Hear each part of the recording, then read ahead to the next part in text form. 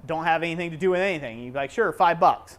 You'll make a lot of money off $5 at a time, you know. So I've sold an individual chain link to somebody before for $5. Like, I know, that's stupid. It's like $5 for an individual chain link? ring. Of course, if it was painted and laying on the table, no one would have cared. They bought the experience. They bought the memory, right? Like, so they saw you forge weld this thing, and it was cool, and it's magic, and they bought this piece of magic from you, you know?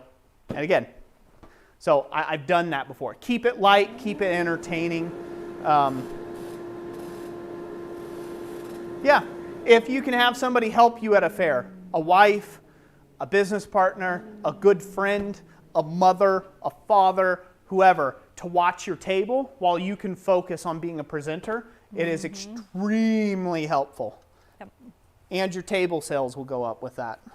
All right, to the anvil. All Great right. questions.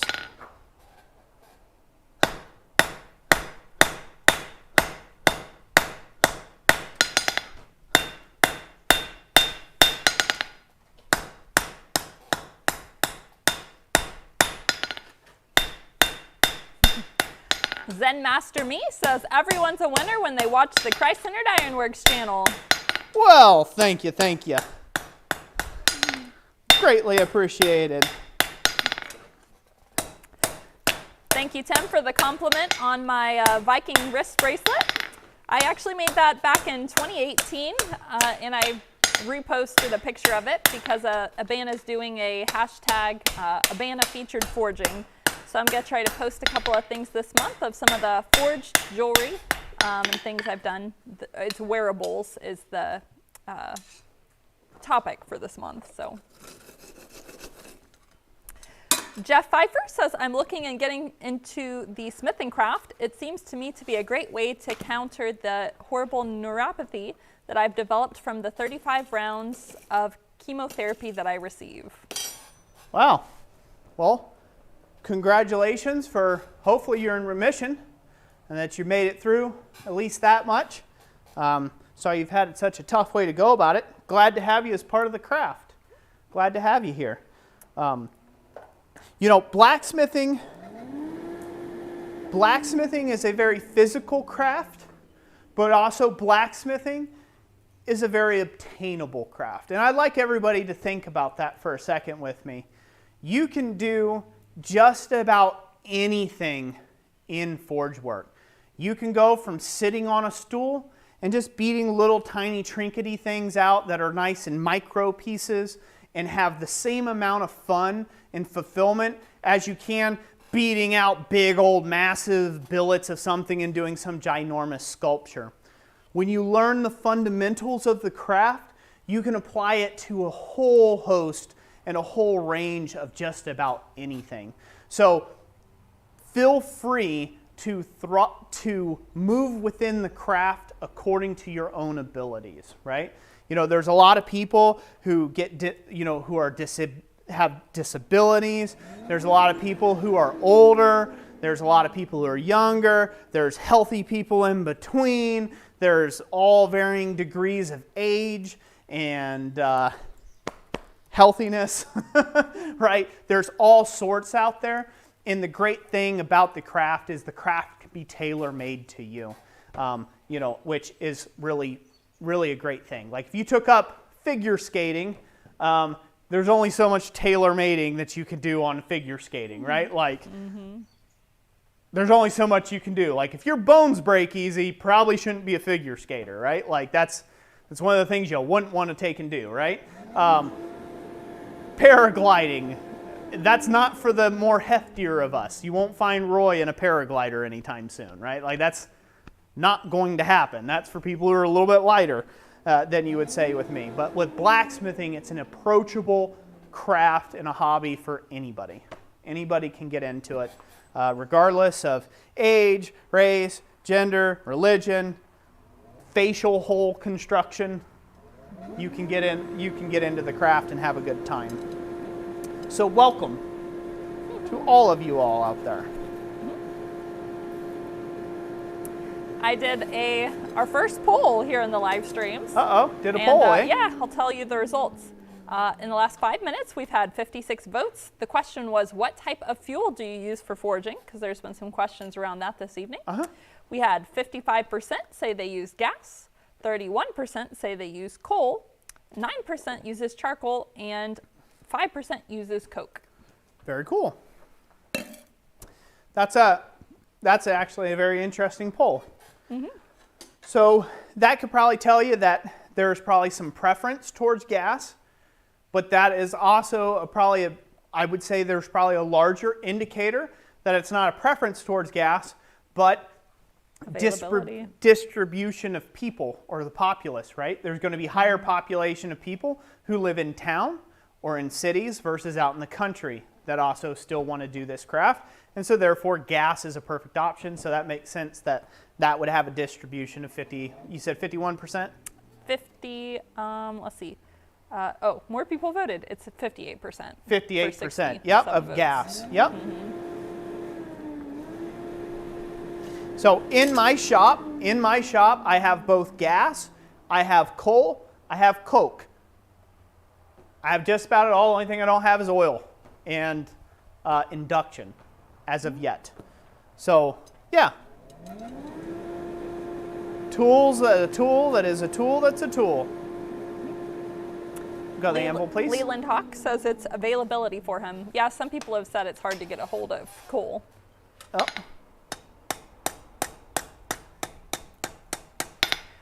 CC Forge says, what do you think of trying to master forging with both hands? Is it worth it?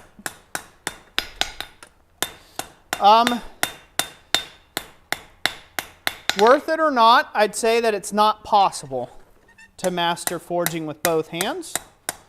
Your brain, it's not biologically possible. So I guess what I'll say, or physically possible. Your brain naturally has an inclination to one hand or another. That's why we have right-handed and left-handed people in the first place. So I don't think that it's completely possible to master the craft with both hands. I am an ambidextrous person, so for me that comes more naturally. I can switch between hands. I can hammer with my right hand or my left hand. Predominantly I hammer with my right hand, and I do my finer work with my left hand. I can only write my name and do arithmetic and things like that with my left hand. I cannot do that with my right hand. I can swing a bat, throw a ball, hit with a hammer, punch just as equally with right or left. So I'm ambidextrous in just about every other way except for writing, interestingly enough.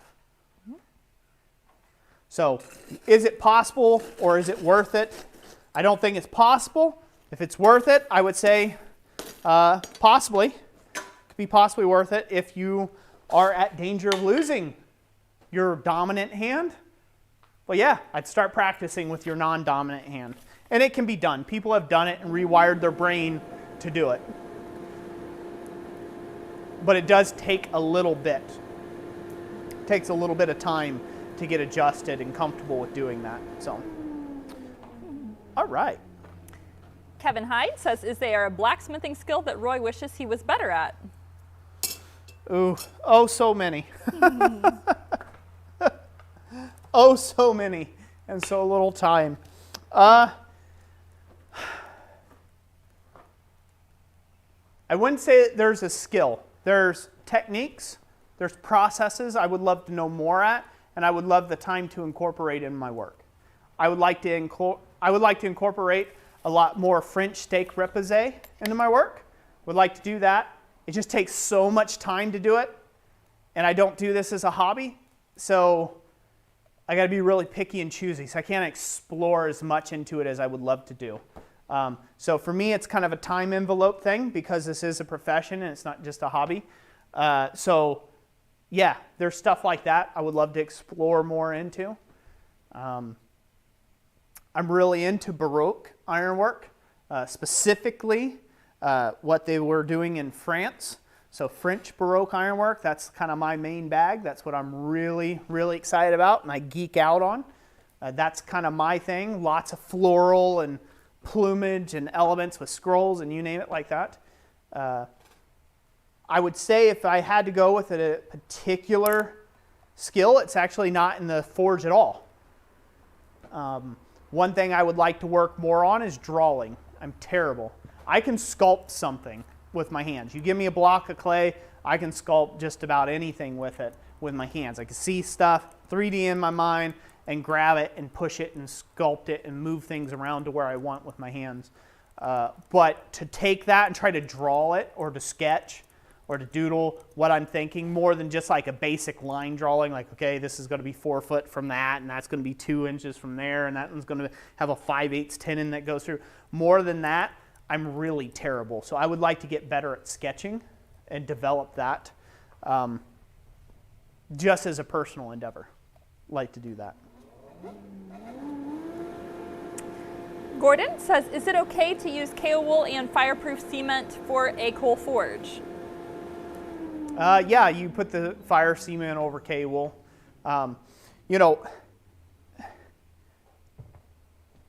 the thought is that you do a castable, right?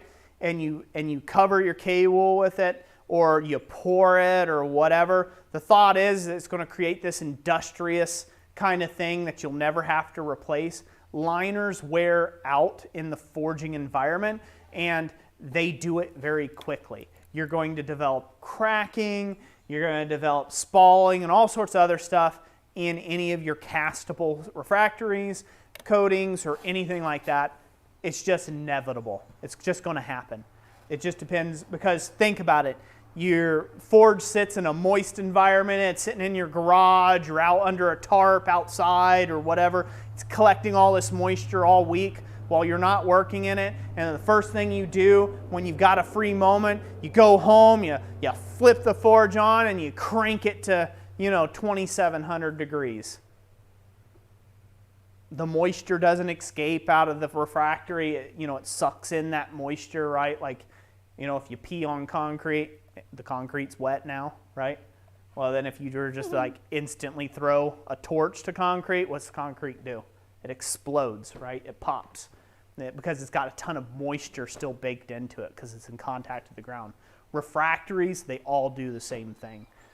So if you have a forge, go ahead and use a refractory over the K-wool, but don't be surprised when it cracks. It's just kind of part of it. Same way if you clay a forge. I've seen a lot of people going round and round and round and round claying forges. Like sometimes you'll buy an old forge and it'll say clay forge first, right? And then somebody will clay their forge, or they'll put a castable refractory in there, and they're like, what do I do about all this cracking? And then there's all these threads where people are like, oh, you got to do it like this, or you didn't have your mix right. It was exposed to like 3,000 degrees Fahrenheit. What do you expect from it, right? Like, it's going to crack. The ashes will fill in. It's not a perfect, it's never going to be a perfect thing. So you're going to have cracking, you're going to have spalling, you have little chips and dings, you have to do some patching and repairing over time. Everything degrades in the blacksmith shop over time. What's up? Jerry Witt, he said, idea for a new giveaway gift. Hand-drawn pictures from Roy. Yeah, hand-drawn. Yeah. Get ready for a whole lot of Ligras coming your way. All right, this is hot. Let's go to the anvil, please. I keep forgetting them. I was going to give that guillotine tool away. Then I get to talking because I got such great questions going right now. Mm-hmm.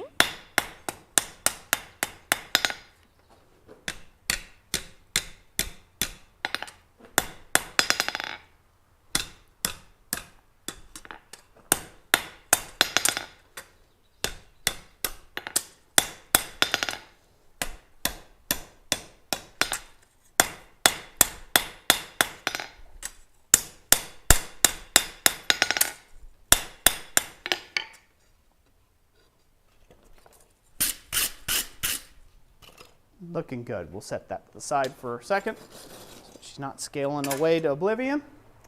How you doing, hon? Doing Questions? Good. Let's see here. Comments, complaints, concerns. General jackwagonry. Yes. There's a bunch of that. Jessica comments, says yes. Yeah, the answer is yes to all of the above. In regards to your comment of always learning more, Celtest said, great point. The type of things to be done also varies over time as we keep learning more and more. Example from your streams. Well, thank you. Thank you. I appreciate that. I'm sure there's techniques that in the moment, because you're kind of catching me live, right? I'll sit down later and think about it. I'm like, oh, yeah, there is this one process I would love to learn more on. You know, I'm always learning. I'm a career student of forging, right? Like I am. I love this craft. I'm passionate about it. I love learning new things about it. And so, yeah, I'm sure there's a whole bunch of stuff out there. There's plenty of things Roy don't know nothing about. All right, with that being said, let's give away the C-frame guillotine tool. How's that sound? Let's do that. What time check do we have here? We are at 6:35 p.m. 6:35. All right, and right on. we currently have, let me tell you the viewers, 116 viewers. So glad to likes. have everybody here. So, all right. So let's go ahead and give away the C-frame guillotine tool. Yeah. After I finish this little bracket, I want to have a little bit of fun with the treadle hammer kit. If everybody's would be interested in seeing it work down some 5/8 square material, I'll reset the camera, get it a little closer. And how's that sound? Sounds great. Does it sound like a fun time? Sure. It's a great way of me making a salesman pitch to you and letting the hammer speak for itself. So, That's right. So, all right, so we're going to give away the C-frame guillotine toolkit. Again, we offer this at the same place we've been saying all night, www.blacksmithingblanks.com. So be sure to check that out down in the description down below. We will draw this from one random commenter here in the stream. After I'm done ringing the anvil, when it comes to a stop, Jessica picks a random name and a winner.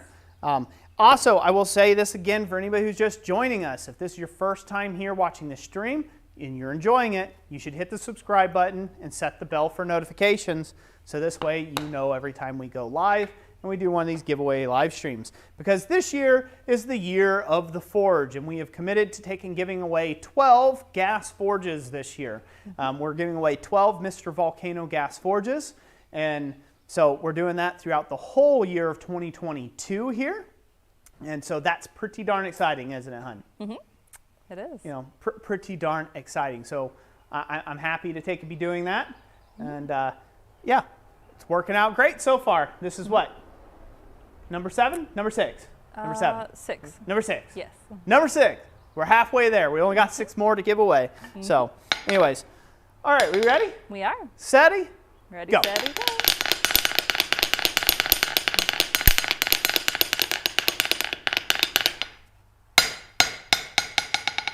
Who do we have, Jess? I landed on Possum Sausage, who says, guillotine toolkit. I'll give it to my friend that got me started in blacksmithing. Awesome. Congratulations, Possum Sausage. Keith Bear, congratulations. You are the winner of the C-frame guillotine toolkit. So glad you'll be able to give it away to the person that got you started in it. That is awesome. A friend that shares is a friend indeed, ain't it? Comment from Adrian says, how do I stop making knives? I want to make other things, but I really like sharp, pointy things. Get out your forge and make an S-hook once in a while. Oh. So I have taken a fairly bad rap in the past of being the anti-knife guy, and that basically got started because, well, I'm the anti a lot of things guy now. There's a lot of kind of like inside jokes on the channel, you know, where we make fun of Roy like I've got a strong opinion on everything. I got an opinion, but I'm not interested in changing yours. About the time Forged and Fire, it used to be years ago, it was, do you make shoes? Do you make horseshoes? How many horses do you shoe? You know, and that used to be the thing. I almost wish for those days to come back. Now, it's, you know, oh, do you make knives? Mm-hmm. Do you see knives anywhere on my table? They're all flowers. And skillets and pot racks and fire pokers. Do you see a knife anywhere on the table? They're like, oh, do you make knives? Well, would you make me a knife? No, I wouldn't. I'm not a knife maker, right? And so with that, with the advent of the show, some people know, some people love, some people hate. With the advent of that, there kind of became a little bit of a hierarchy where everything is gauged based upon whether it would make a worthy knife or not. And that bugs me to my core because not everything needs to be making a knife. And knife making is not the pinnacle of blacksmithing. It's not. It's even spoke about everywhere, just everywhere. Like, oh, well, you want to start with doing some traditional smithing, some of that stuff first, kind of like play around with that, you know, the real kiddie stuff, and then move up to the hard stuff, which is making a knife, which I just find is absolutely hilarious and audacious, because making a knife is making something that was already flat and just making it sharp and flat and pointy, right? Like sharp, flat, and pointy. That's it. That's the whole basis of making a knife. Sharp, flat, and pointy. There's no even forging detail after you're done with it. You have to grind it to 10,000 grit so you can see your mother's soul in it, right? Like, there's no forging with that anymore. So I kind of, for me, as an artist smith, as an artist blacksmith, and knowing the wide range of way more difficult things to do, that's always been irksome. Same thing, everybody has wrong theories on forge welding flux. I've become the anti-flux guy. Or there was a whole thing where I had a whole comment thread where I had got relentless questions of why I don't use a rounding hammer. Don't you know you'd be better at smithing if you used a rounding hammer? Don't you know that a rounding hammer is the ultimate hammer? Like, the amount of comments I've had from people on that don't realize that I've been in this craft before rounding hammers was a fad like it is now. It used to be a Hoffy hammer. That was all the craze. You weren't a real smith unless you had a Hoffy hammer in your hand. You know, and before then it was a biased hammer or a diagonal peen hammer. Oh, you know, that was the new thing. This was the thing that, you know, was going to take you to the top. It was really going to change your life and your skill level. I've been around a while to see some of these fads come and go, and I'm sure they were fads and fatted out long before I was in the craft, and come back around and resurge from time to time, like bell-bottom jeans, right? It's probably the same thing. So.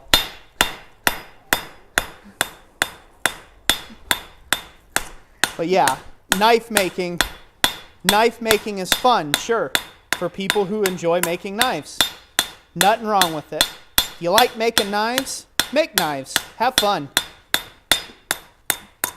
But don't assume that knife making is the top of the craft.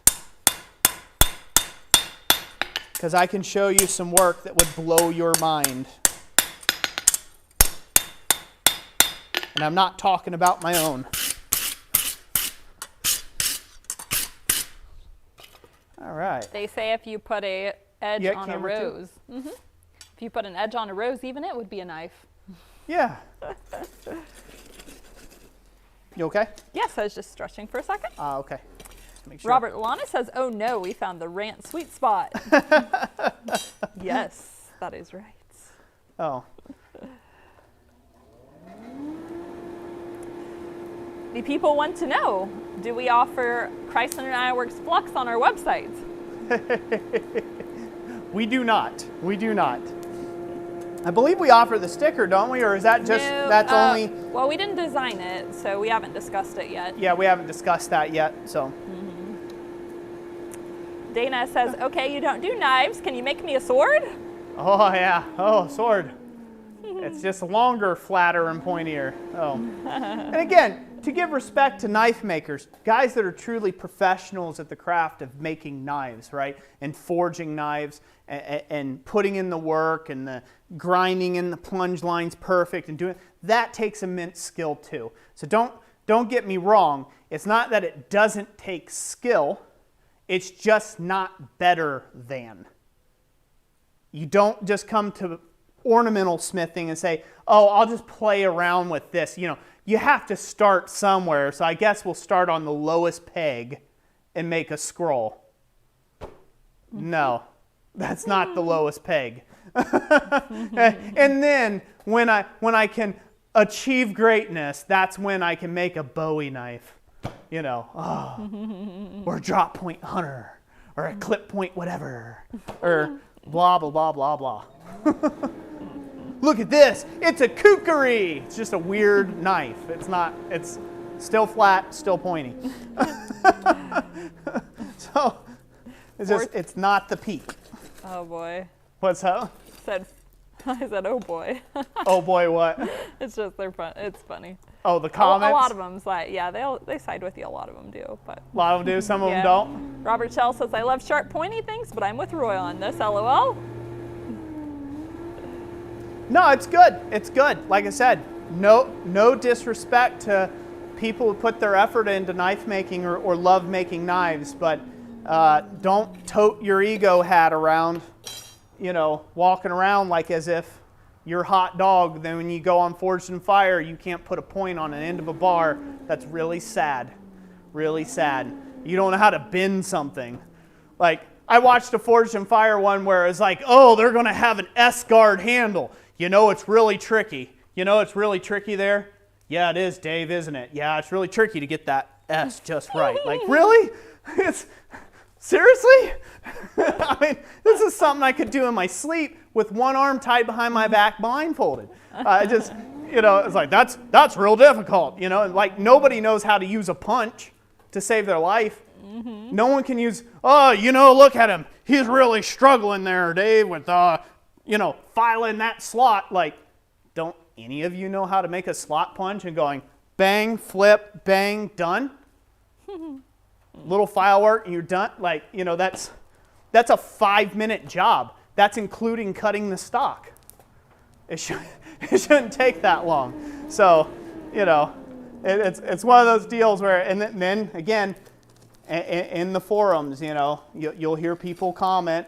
It'll just be like, oh, well, you know, if you really want to get into knife making, you ought to get your practice in doing, you know, this artwork stuff over here, you know, make some, you know, basic ironwork like scrolls and stuff. Then you can really achieve greatness. Jerry Witt has a little pun. He says, why doesn't Roy make knives? Because he takes too long to get to the point. Burn. Good one. I could literally talk like this on Forged in Fire and outforge everybody, period. Have my knife already made in the time that it takes the cameraman to come back from lunch break. So. Oh, people disagree with you. It's dropped to 127. What's that? I said dropped from 160 something to 127. Here, yeah. All the knife makers are leaving. Oh, so sad. So sad. They can't take jokes. Those were the masters. Those were the masters that have got 4 years in the craft, and they have ascended to the heavens of the knife making world.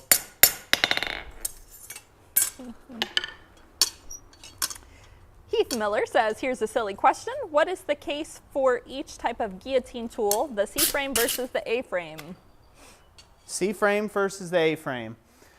Okay, great question. Can they see that okay? Mm-hmm.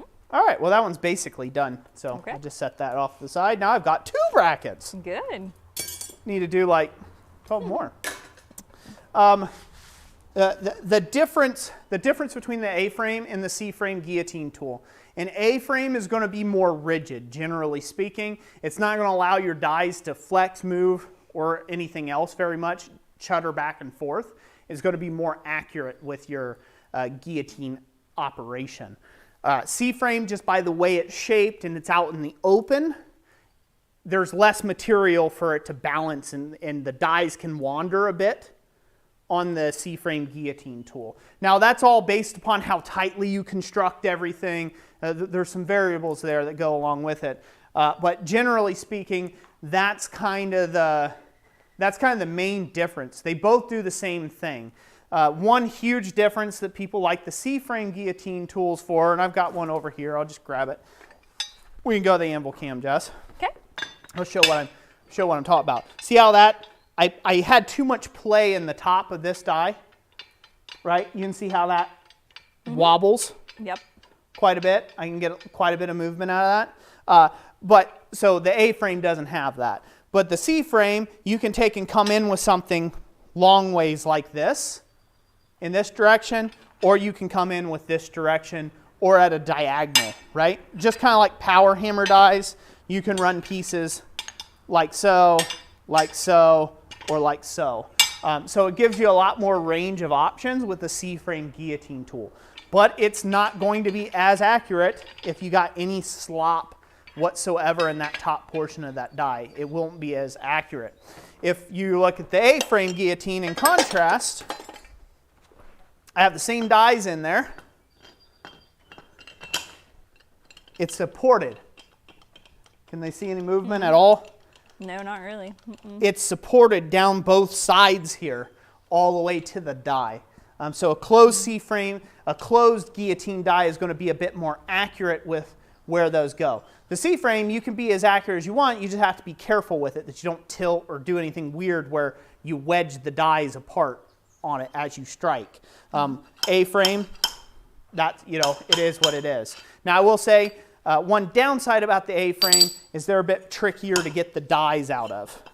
Because like this one, you have to like basically run it all the way back up to the top. And if that die is screaming hot because you just had forging on it, that's not as handy. People generally like C-frames better than A-frames, but I like them both. They both have their purpose. You probably use a magnet to draw. One other thing I'll say about an A-frame guillotine tool that's a downside is, say you want to put a bigger piece of pipe in here, you're very limited to whatever this opening is, right? The width of this opening is as wide a bar stock as you can go. Versus a C-frame guillotine, that's not a problem.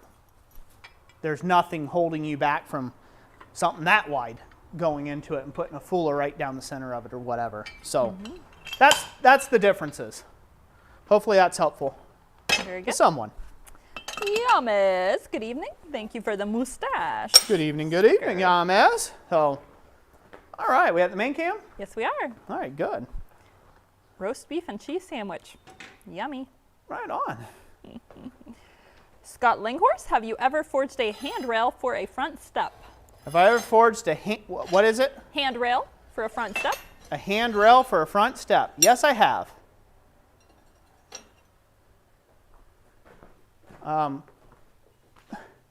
The forging on the handrail for a front step, that was, let's see here, for a front step, it was basically just a bend. So it was just it was fairly heavy. I should have done it out of pipe, but at the time I couldn't figure out how to do pipe to save my life, to bend pipe without having an actual bender or something. And so I went with solid bar stock. And I think it was like a grab rail. I mean, it was like inch and a half. It was huge. The thing weighed like 400 pounds, right? This little 2-foot thing. It was like inch and a half bar stock. And the way I forged it was I literally heated it where I needed it, lifted it out of the fire and smacked it on the horn of the anvil and gave it its bend. Cut the ends off, welded it to its decorative plates that I textured, and anchored it to the wall and to the concrete down below. So that was it. Really simple handicap accessibility rail. That's all it was. Just one of those. I will say this. If you're going to do handrails for people, or if you're going to do architectural railings, balconies, balusters, anything like that, get really good insurance. You need that because, and be really sure of your welding and any of your forge work. Because if somebody goes and grabs for something and it snaps loose and they fall to their death or to their demise of any kind, that can come back on you. So be sure that you know what you're doing when you're doing that. It's my only warning. You know, you do what you want to do, but I would heed that advice. Sweet. Parrot Hair Guy says, do you have a formal education for this? Like I said earlier, yes, I do have a formal education in this. The education came from multiple blacksmithing classes, multiple scholarships to going out to Touchstone Center for Crafts at the tune of about, 1 to 2 classes a year, 1 class a year during the scholarships. I've studied under Tom Latney, Peter Ross, Clay Spencer, a whole host of others, Wayne Apgar, Dennis Gilkey, Doug Lockhart, there's Douglas Pryor, and a whole host of other demonstrations and events and things like that that I've learned from over the years. And then, prior to all that education, I was 4 years in as a hobby, basically as a hobbyist smith, and all self-taught. And night and day difference once I got to a proper class and had somebody be able to walk beside me and show me how to stand at the anvil better, how to relax my grip so I wasn't, death gripping the hammer, and help out with my carpal tunnel, tell me I need a much smaller hammer before I take and tear up my rotator cuff, which I didn't listen, and so I have problems now with, and all sorts of things. Helped to correct the things I was doing wrong because I didn't know what I didn't know. And that really accelerated my blacksmithing after that. I got in a car wreck, pretty terrible car wreck, took 6 months to recover from. I was on a walker for part of that 6 months. And during that, jobless and needing money, I sat on a stool and made horseshoe nail hooks for a living.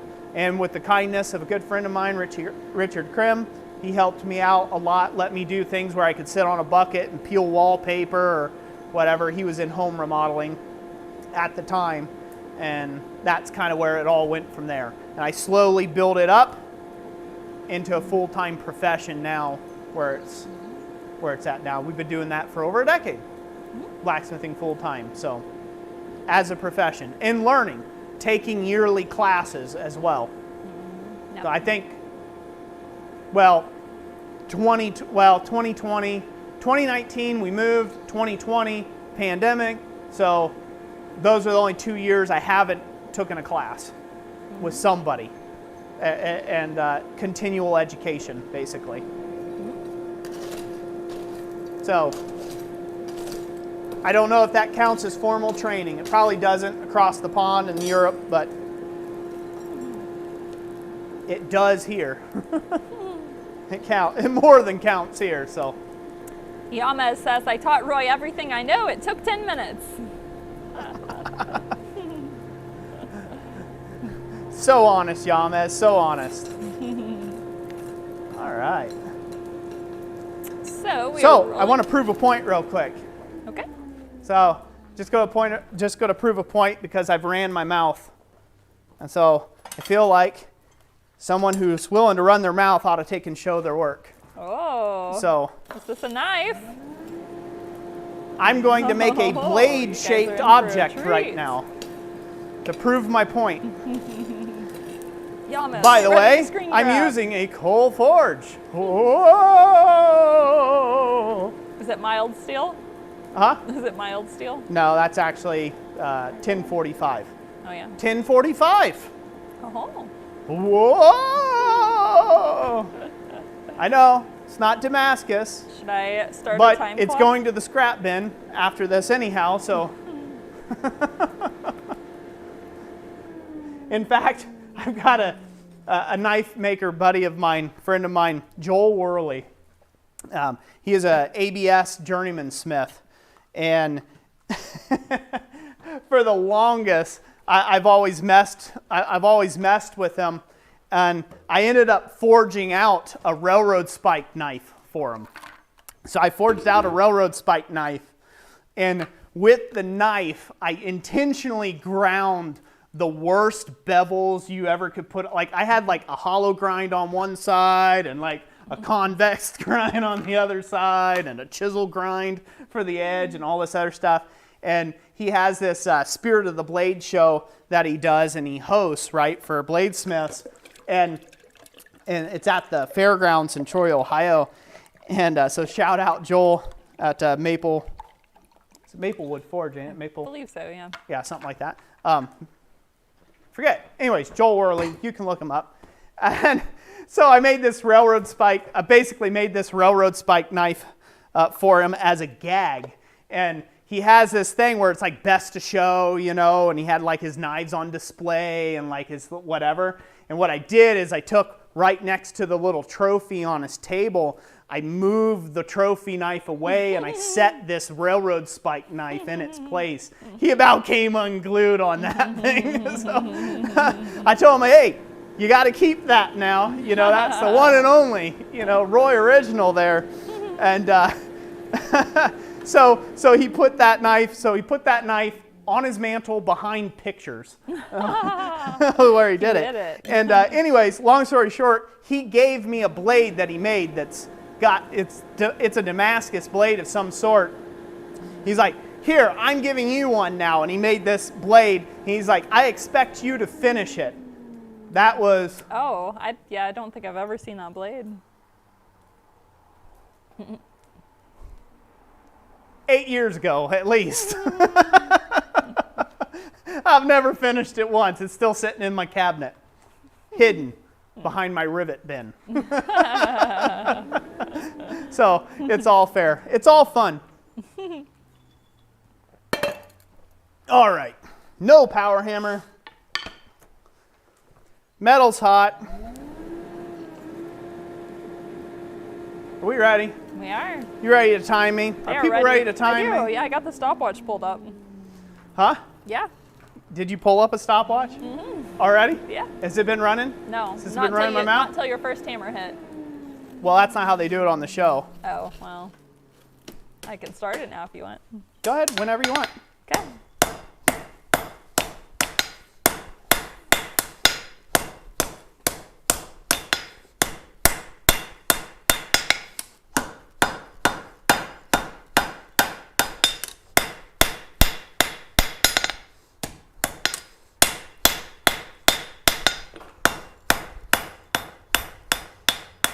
I hope you knife makers are watching.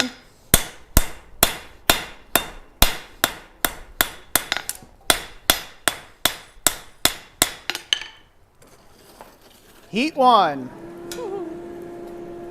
39 seconds so far.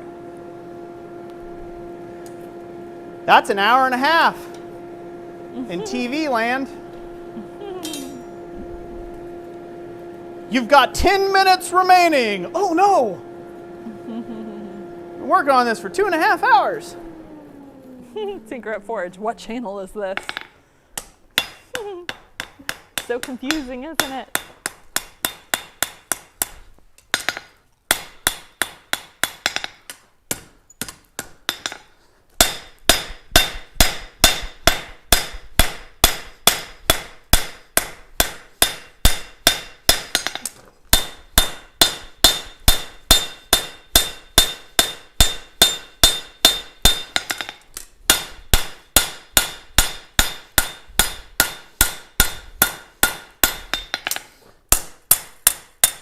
Don't make the judges angry. It's getting too cold. Stick it back in. Heat 2. Minute 45 so far.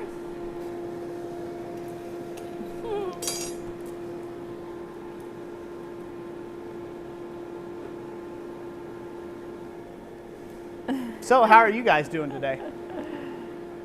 Fingers, Doing good? Fingers says you should have made it from a piece of the Jeep. Cut it off first. He actually got it running the other day, so we Yeah. are in the repair mode now. Exactly. Gotta forge in that choil, or whatever the knife makers call it. Basically the spread out part, the heel of the knife.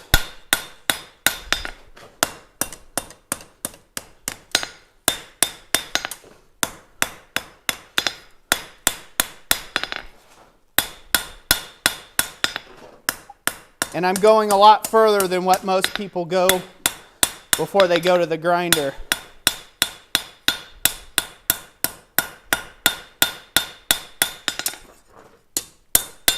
Now she's cooling off way too much. Oh, here, forgot to show the camera. Got it, camera guy? Good. 3 minutes. How long? 3 minutes? 3 hours. 30 minutes?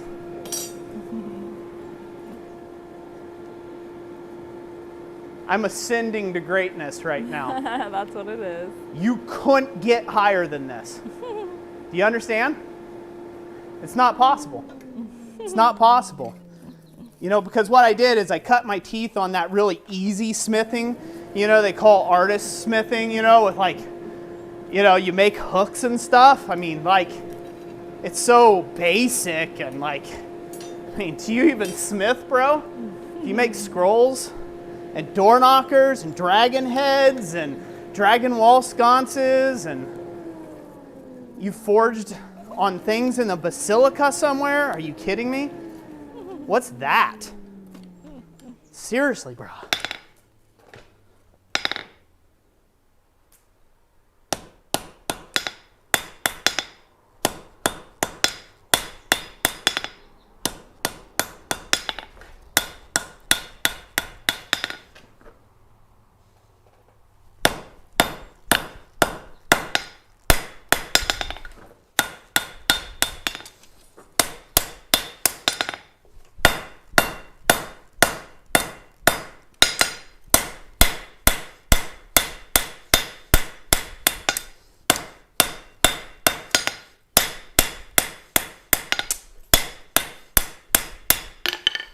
Ooh, we're almost getting grinder ready.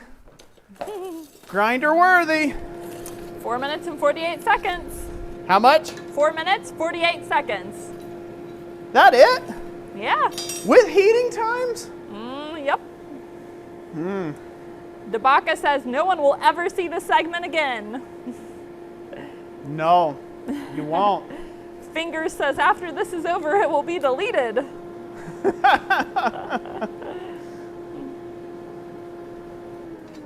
I don't know. Probably won't pass the judge's approval. All right, go do a little bit of cleanup of that shape. Cleanup of this edge profile. There's a little bump in it. Forge and fire contestants, pay attention. It's what you need to be able to do. Get things back in line. Don't want things getting wonky.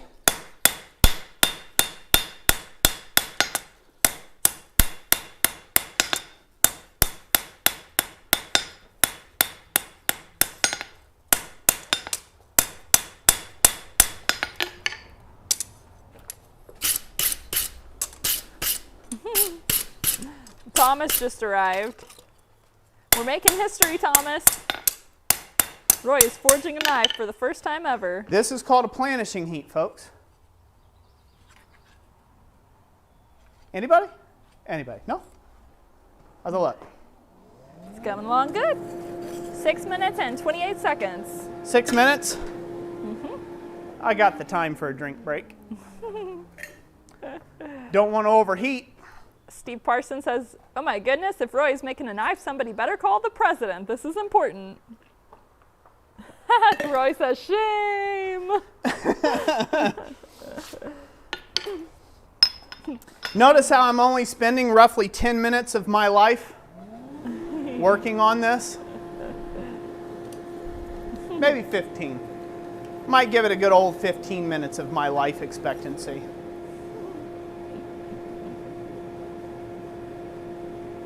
Maybe. Wayne Hines says, don't forget the distal taper. Huh? Distal taper? You mean the one I'm going to grind in for the next 4 hours?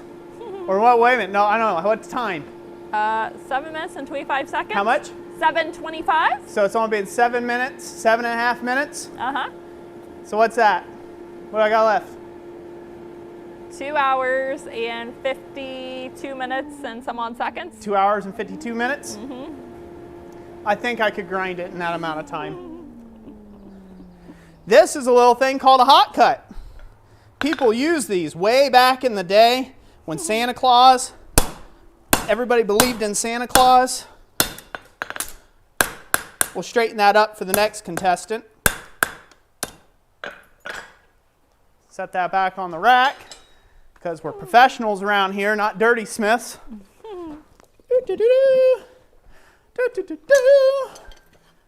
And this is why I couldn't go on Forged in Fire. They do not have drama. CC Forge says, Roy on Forged in Fire would spend the whole time in a Roy rant. Be busy talking to the staff. That's why people are like, so, how you doing? It's good to see ya. What you been up to? You come here often? They'd be like, geez, what's wrong with this guy? GWI says, I just pinched myself. I am still awake. I cannot believe that Roy is doing a knife.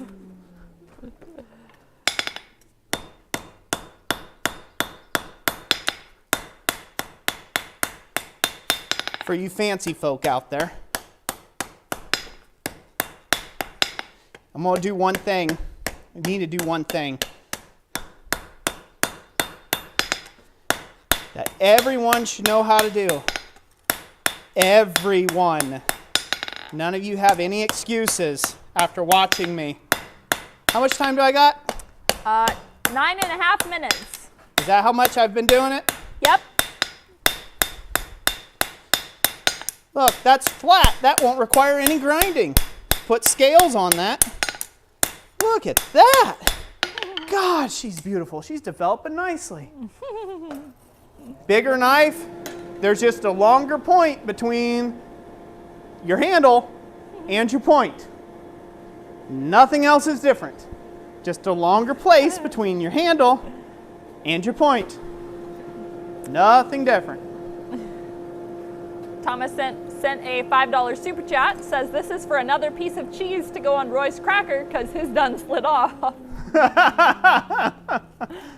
right, here we go. Keep moving that little palm swell back as I refine this area. Look at that. I'm going to have to wash my dirty mouth after this. Starting to talk like palm swells, choils, blah. Too much going on here. All right, I'm going to do this illustrious thing that everybody cannot do on the show.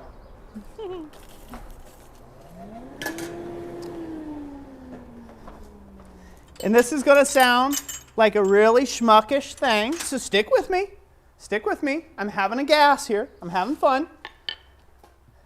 Are we at the camera number 2? There we go. Okay. How many minutes? 11.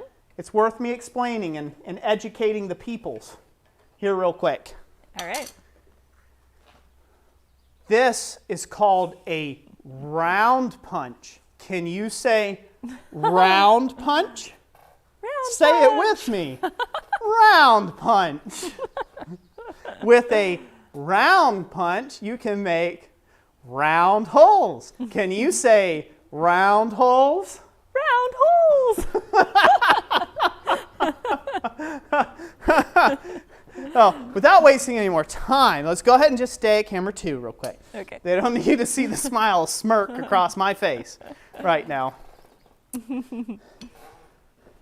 Oh, so with the round punch, we're going to make a round hole. 1 hit, 2 hits, 3 hits, flip.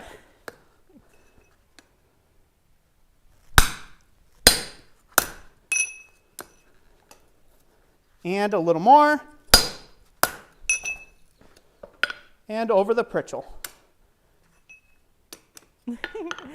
GWI, not Mr. Rogers, that's Dora the Explorer. Oh, come on. I don't know. Maybe the hard carbon material is a little harder than what I've anticipated. It is a little harder, Jess. Oh, okay. That slug don't like to come out of there. How many minutes? 12 minutes, 12 and a half. 12 and a half minutes. I've been doing this now. There we go. You got it. A round punch makes a round hole. Can you say round hole? Somebody said square punch.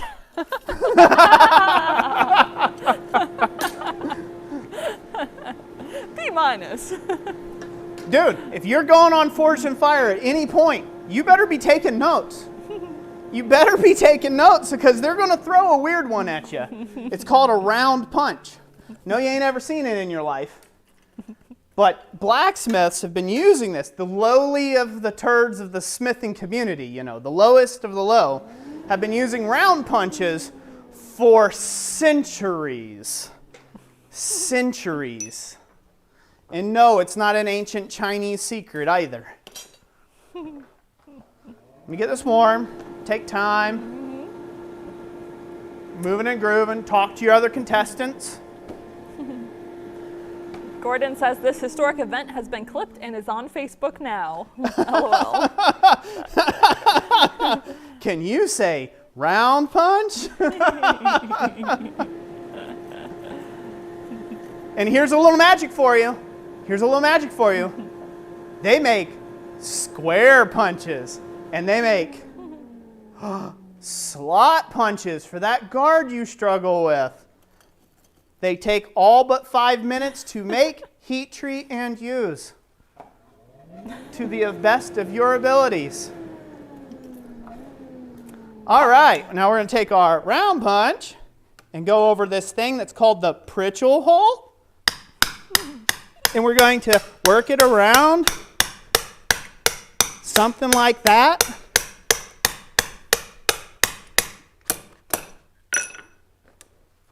And we have the beginning of a really crazy lanyard hole that is so difficult to put in blades.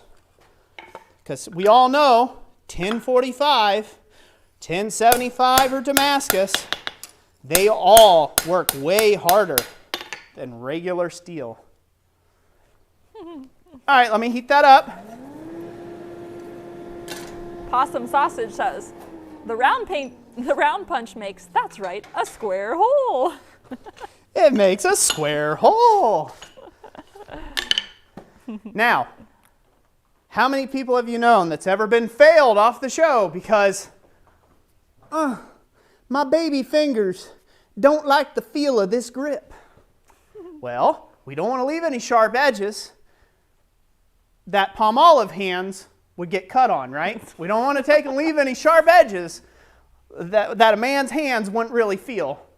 So let's soften it up, shall we? Let's soften her up a bit. So we don't want any delicate digits to suffer unnecessarily so. So we're going to use this thing. It's called a bick. Can you say bick?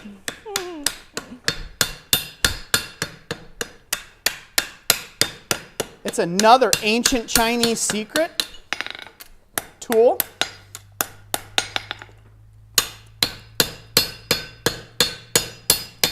That them lowly blacksmiths learned to use a long time ago. Nearly 5 centuries, if you could believe it. Rounded that up a little bit. There we go. Put that back in the thing. This is all detail work. What time am I at, Jess? 16 and a half minutes. 16 and a half minutes? What am I going to do with the rest of my time on the show? Somebody said you could make blanks for the other contestants. Let's go to the anvil, Jess. Go to the anvil, cameraman, because that's where you're going to have to marry yourself.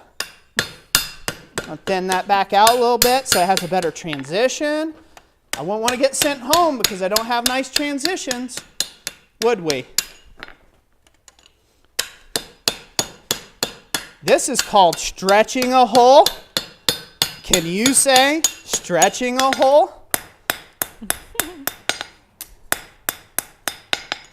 Might be a little too round for the judge's liking. Should I turn it into an oval? How about a star? A diamond? That could be attractive. Might be too pointy. All right. 3 normalization cycles coming up.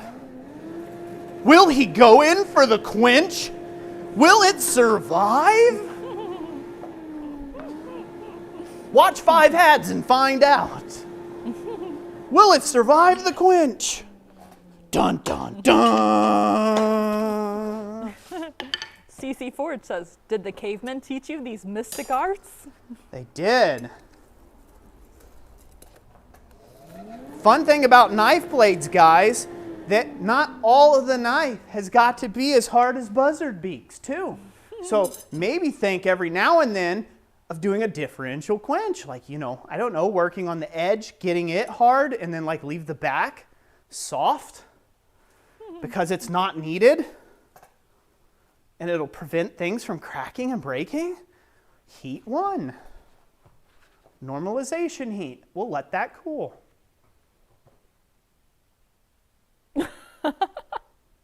The long pause. By the way, this is my official tryout video for the Forged in Fire. That would be so bad if you actually got contacted. We're watching it. This is actually very cool to watch. If you've never seen a proper normalization cycle, like actually without lights on, it does some really neat stuff, like pulsating. It's actually pretty cool.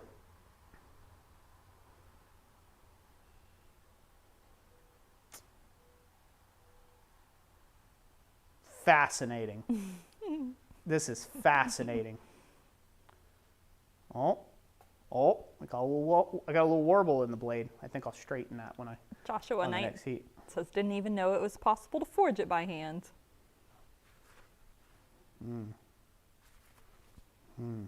Okay, 1 heat done. Tony Walden says, you wouldn't get it because you're faster than they are. Huh? Tony Walden says, you wouldn't get it because you're faster than they are. I wouldn't win. No. I know I wouldn't win. They'd send me home on some technicality because I've made somebody angry at me. Because I've made fun of their entire show and their skills. So this would have been normally another normalization heat, but Roy was a bad boy, and I noticed a little wrinkle in my edge. You know, how many times, guys, you've been on Forged in Fire, and you've seen a guy with a warp in his blade? Well, we wouldn't want that today. Not on Roy's official video. So let's heat that up for one more normalization cycle there.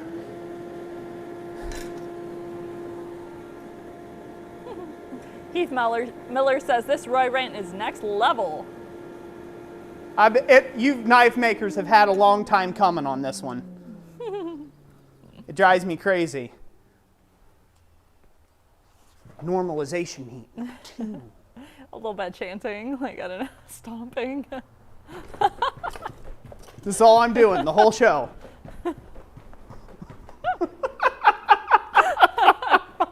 The whole show. Anytime the cameraman zooms in at Roy, he's going to be He's going to have a hard time getting you in the frame. in between heats. I want to do this.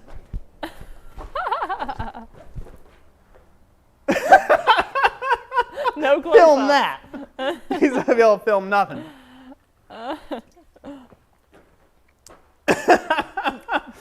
There's got to be some people laughing at that. Oh yes. This is making some people's year right here. I am totally making a fool of myself. Number 2. There's people that want the knife when you're finished. I'll offer it up to the highest bidder and you can finish it for me. How's that sound? Possum Sausage says, from now on you shall be known as Roy the Knifesmith. Oh yeah. I have finally achieved greatness. DeBaca says, no, it's Roy Snark-Smithson. Snark-Smith. Yeah. 3. I'm practicing. I gotta add drama. Yes, gotta add. I gotta add drama. There's not enough drama. That's right. The tongue helps. It does. It aids the process. Punching in now. So, another fun trick. Made some antics. I don't know. I don't know how you do your blades in your workshop, but you know, generally speaking, when you go to quench something, you do know the only thing that has to do the work is the blade, right? So maybe, so you don't get a,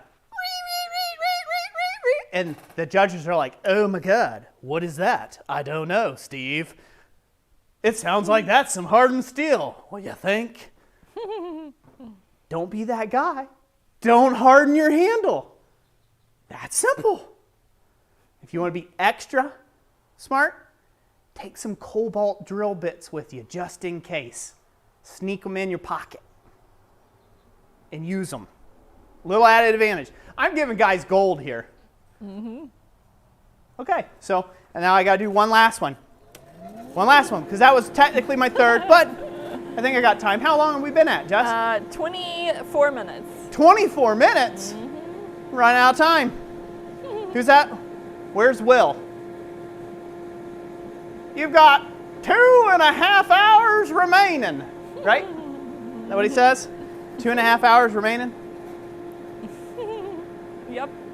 Huh? Yeah, that's what he says. Okay. Brush off all this extra forging scale so we can really look at what a forged to finished knife should look like.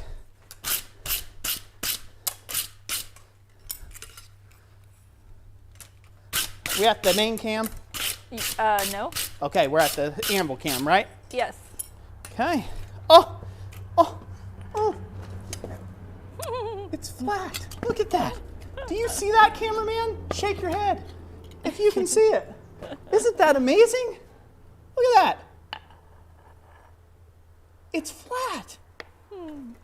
It's pointy.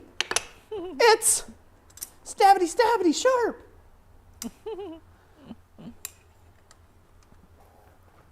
Let's zoom you in. Let's punch it in, shall we? Up close. Let me focus. Focus. Whoa, buddy. Focus.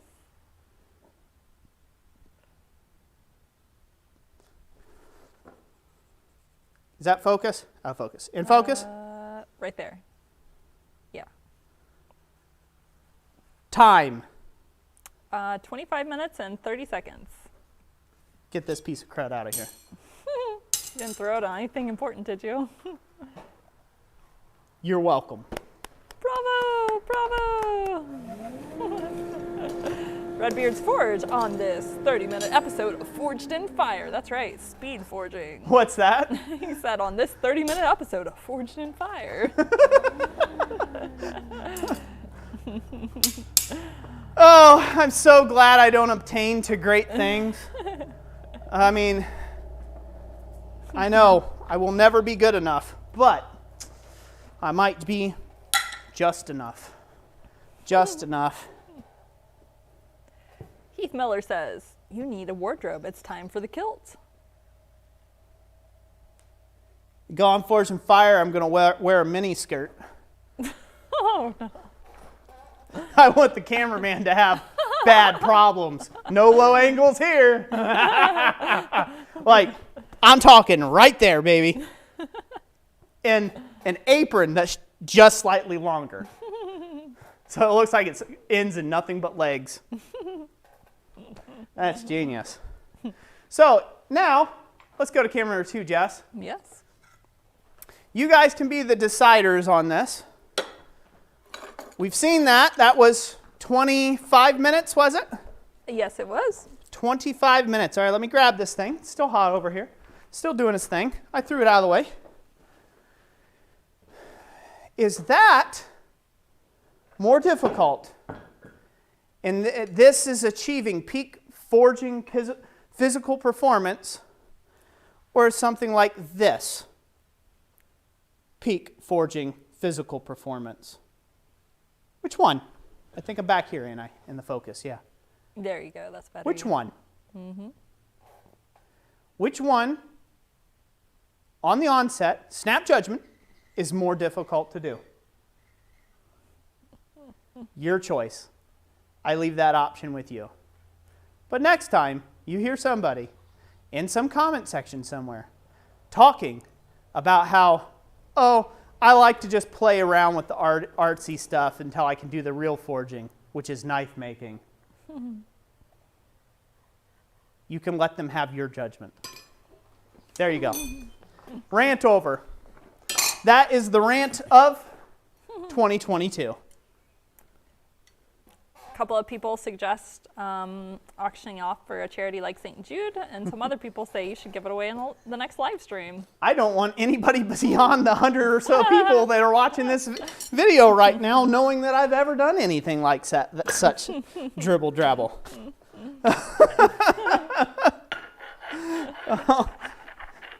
In all honesty, I could take and do something like that. I'd have to give it to somebody else to do all the finish work and play around with it, because I simply don't have any interest. I have no interest in those things, doing that type of work. But might do something. I don't know, hook up with one of my knife making friends out there, and they can do it, and they can auction it off for their charity and say this was a unicorn knife. It was a unicorn moment in time where a young man of the North made something special. People cried. Women fainted. Men were aghast.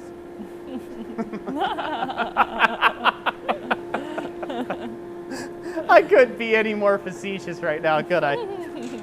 They say they'll stay quiet if you give them the prize. Say what? They say they'll be quiet if you give them the knife. They'll be quiet. They won't tell what happened. They won't tell anybody what happened there? Yeah. Oh. I want to play around with this bit of 5/8 bar stock underneath the treadle hammer real quick before we end the stream and give away the gas forge. Huh? Yep. See what you're missing? You miss out on great rants like this if you're not a part of this stream. That's right. Oh. I didn't put anything in this coffee. Huh? It's all Roy. I said I didn't put nothing in your coffee. No. No. I've got a lot of caffeine throwing through my veins. It's good stuff.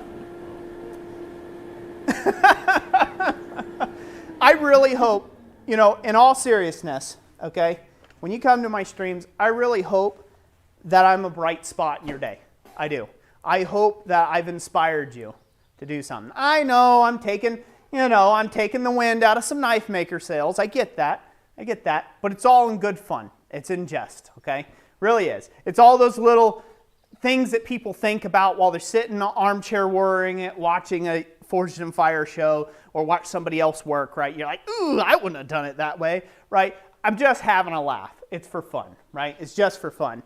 Yeah, I have my own strong opinions about things like anybody does. I'm not out there trying to bash anybody. Really not. Massive respect to all knife makers, sword makers, armor makers, jewelry makers, and any type of maker out there. Mass respect to you. You're actually taking time to make something from nothing into something beautiful. And I appreciate you. I do. I appreciate you. So I really hope that on Friday nights, when we get the chances to do these things, they are an upliftment to you out there. I know there's insanity in the world right now, going crazy all over the place, and all sorts of uncertainties and everything else that's going on. And trust me, I worry about all those things too in my private time. But I come here to uplift and to encourage, and that's what I hope you do. So, knife making, if you go on Forged and Fire, get out your pencil and notepad. I'm telling you, they're going to throw some weird stuff at you, like making a slot punch, and then they're going to spend like half the episode watching some dude struggle not being able to put a slot in a bar.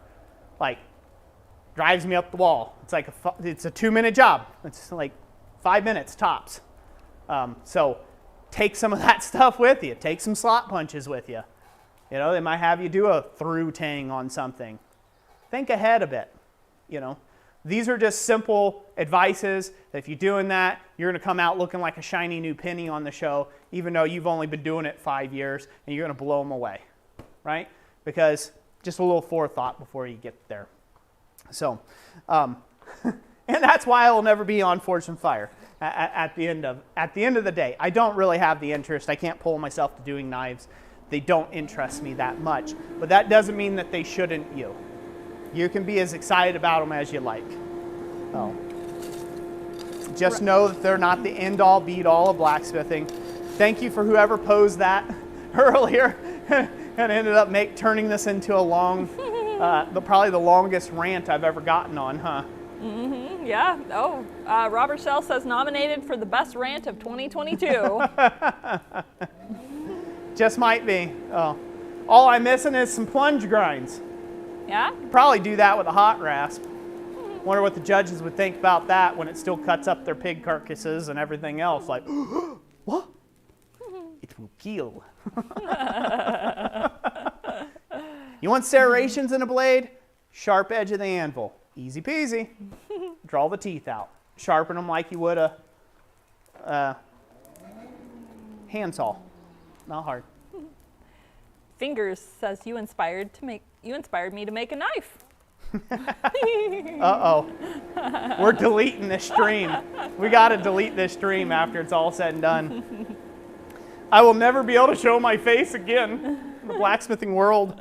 They're like, we know what you do in your private time, Roy. You make knives, don't you? So, all right, well, let's go ahead and give away, Jess, before we start playing with the treadle hammer kit. Sure. Since that's just kind of like an extra. Let's go ahead and give away the gas forge now. Does that sound good to everybody? Thank you all for being so patient. Thank you for being here. Thank you to all my channel members and all of the community that support us on a regular basis. And I'm not talking just financially. I'm talking like with your viewership and your comments and you educating the community out there. When someone has a question in one of the comment sections, a lot of people like are first up there to kind of jump up and say, hey, yeah, no, Roy said this, and direct them to videos and things like that. That helps out a ton. Thank you guys so much for that. I really couldn't do it without you. This whole stream is possible because of the good graces that you all show Jessica and I every single month. And I can't say thank you enough. So thank you. I praise God for you. I praise God for your families and your abilities to take and do that and show your efforts and support and time with us. So with that being said, we are going to give away the Mr. Volcano Gas Forge. We are not sponsored by Mr. Volcano. We bought this with our own money, or let's say the community's money, because that's really what it is. The community's banded together through super chats and buy-in blanks and you name it, and it all goes into the pot and it helps out. So that's where that money has gone. So thank you everybody who's done that. So we're going to go ahead and draw for it. Again, Jessica, who's it all open and available for? Say that again. Yes, it is open to the US, to Canada, to the UK, and to Australia.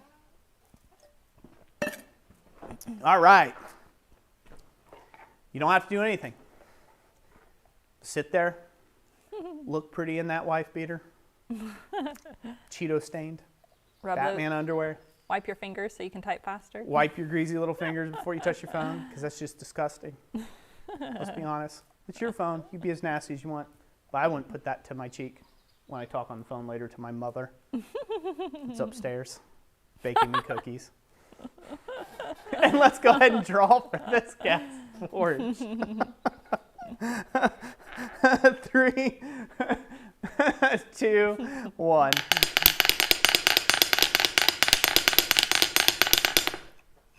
Hold on.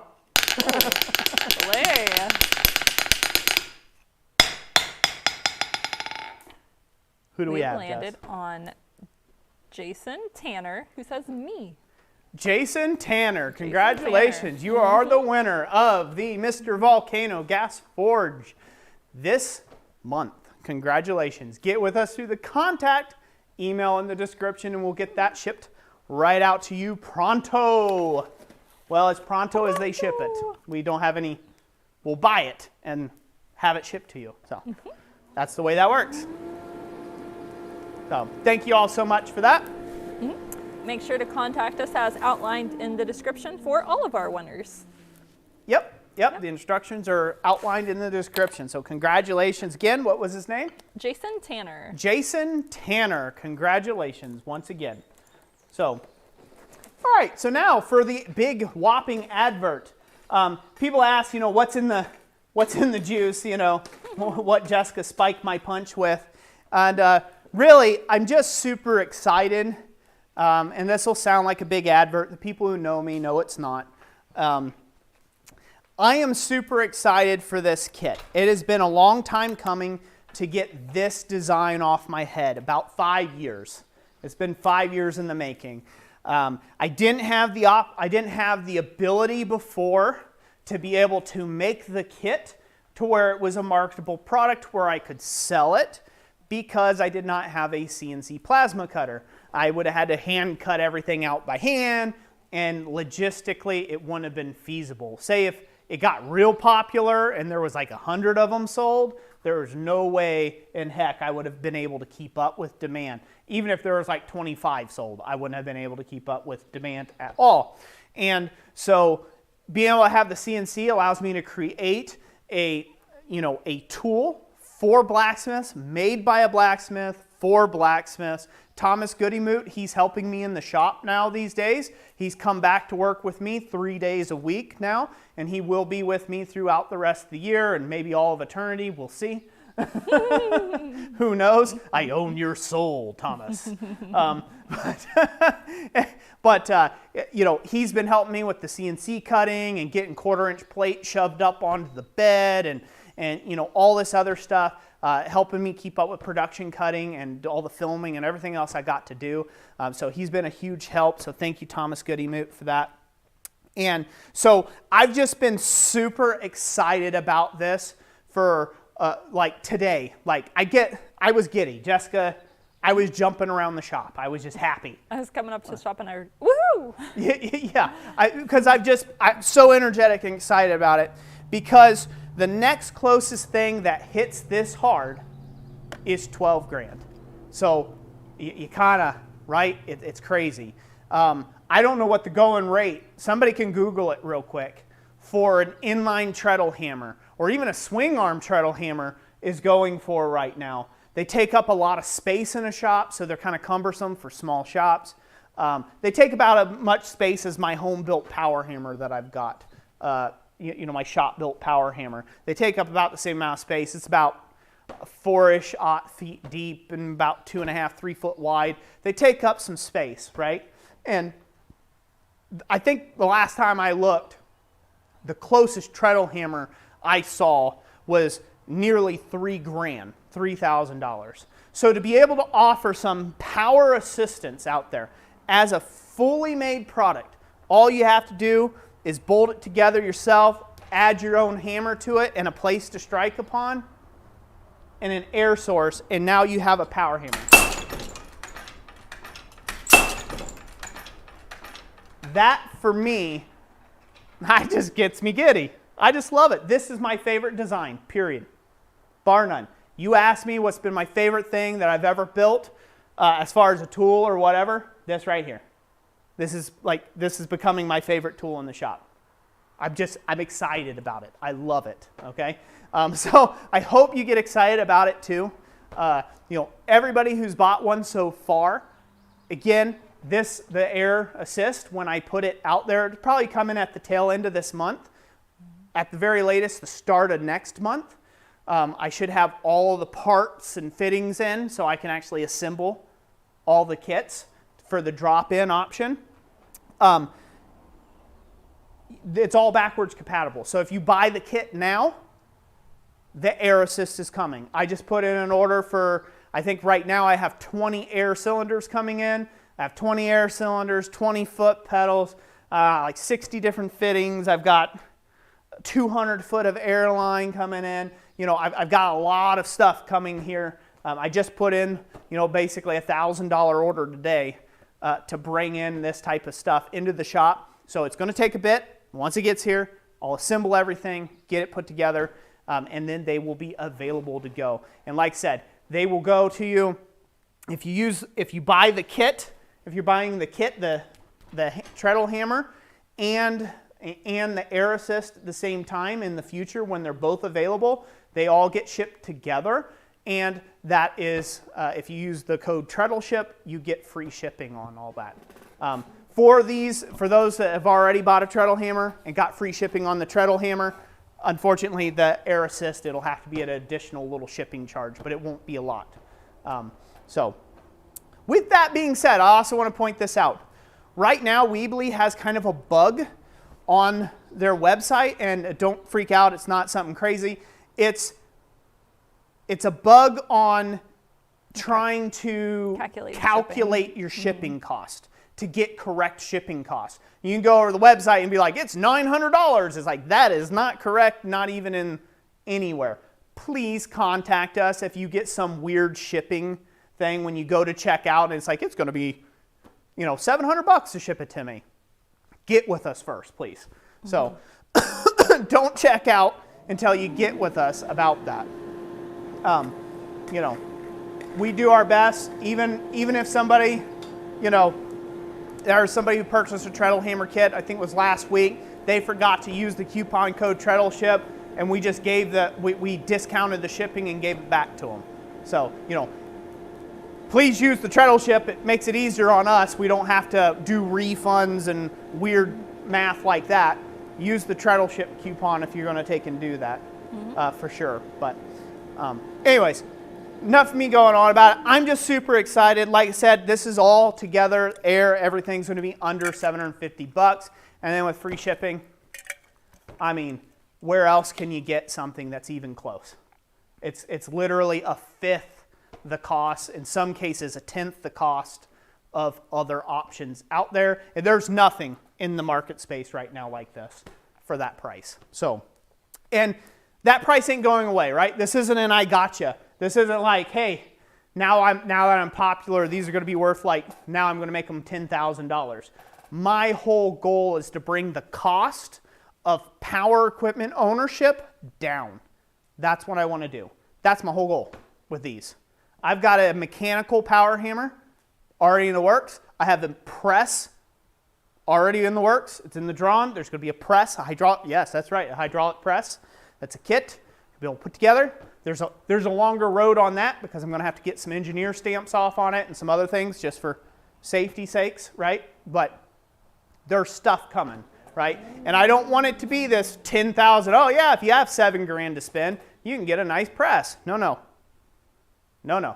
We're trying to keep it $1,000, right? Maybe $1,200 tops, right? I'm trying to go log splitter level.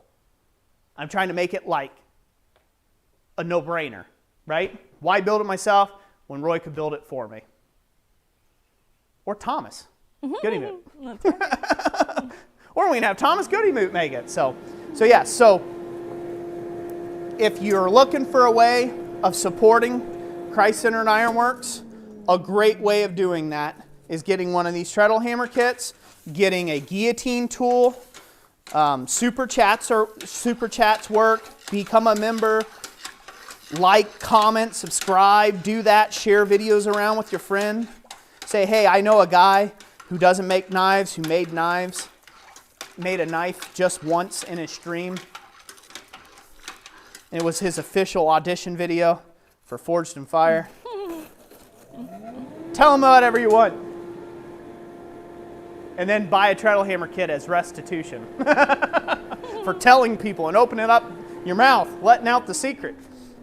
All right, so let me move this over. I want to move this secondary camera over, Jess. I'm going to do that. Okay. What's people are saying?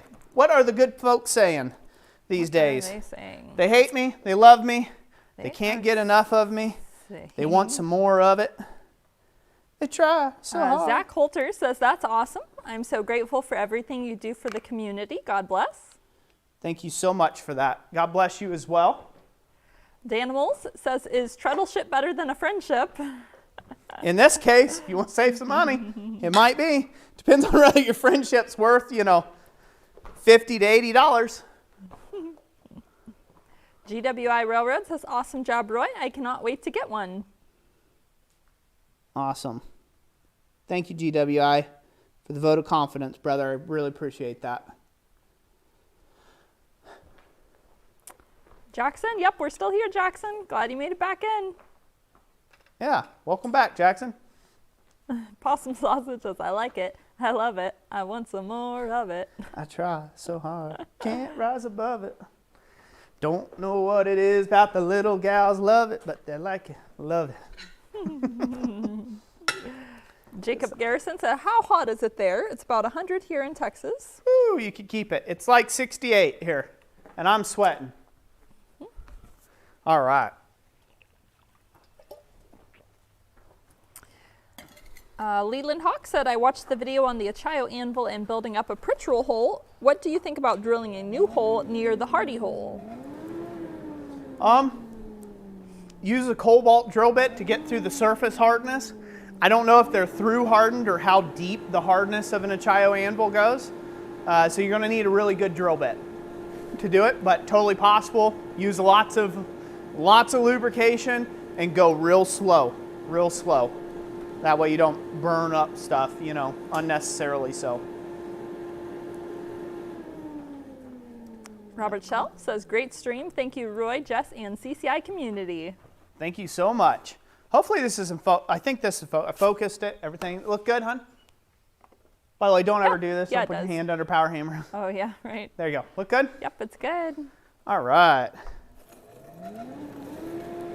All right, I'm going to take it up. It's going to look way hotter on the camera, but it's not.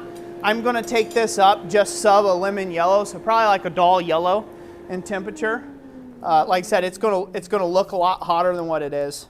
We ready? Yep. Go to camera number 2? Yep. All right. So this is 5/8 inch square.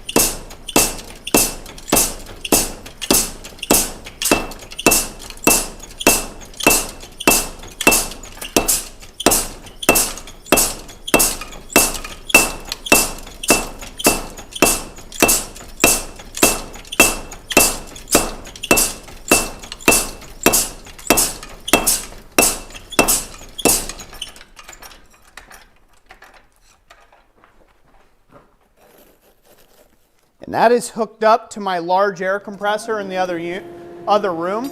I did turn the air compressor off. It was sitting at about 120 PSI when I started. I'm doing that because if the air compressor kicks on, the lights flicker in here because these darn LED lights don't have ballast in them. They don't have a ballast to prevent pulses. So, yeah, not good. So they flicker real bad. So who knows, the air's going down as you go here. So, here we go. Are we in the main cam? Yes, I'm trying to get away from this. Trying to get away from like the sunlight coming through the leaky hole? Yep. What does everybody think of that? Wayne Hines says, Hammerworks great, the wall not so much, LOL. Yeah, the wall is, Yeah, I was just I'm commenting losing, on that. I guess that I am probably losing 30% right now to the wall itself. Also, I just pinned this up because I wanted to make sure all my air fittings and everything was going to work, and I just wanted to test it with a smaller air compressor today. So I didn't go through the trouble of making the bracket that's actually going to be part of this. So there's a little like jingly jangly, so there's like extra stuff you don't see down below that takes up a lot of the power. So I'm probably losing another 20% there. So probably 30% to the wall going all over the place and at least 20% to that. So that thing will be about 50% harder hitting once I tie everything up straight and together. So if anybody's remember watching a live stream I did not last month, the previous month I did a surprise live stream, and in that live stream I showed off all sorts of details about the treadle hammer kit and like how you can just lightly move stuff.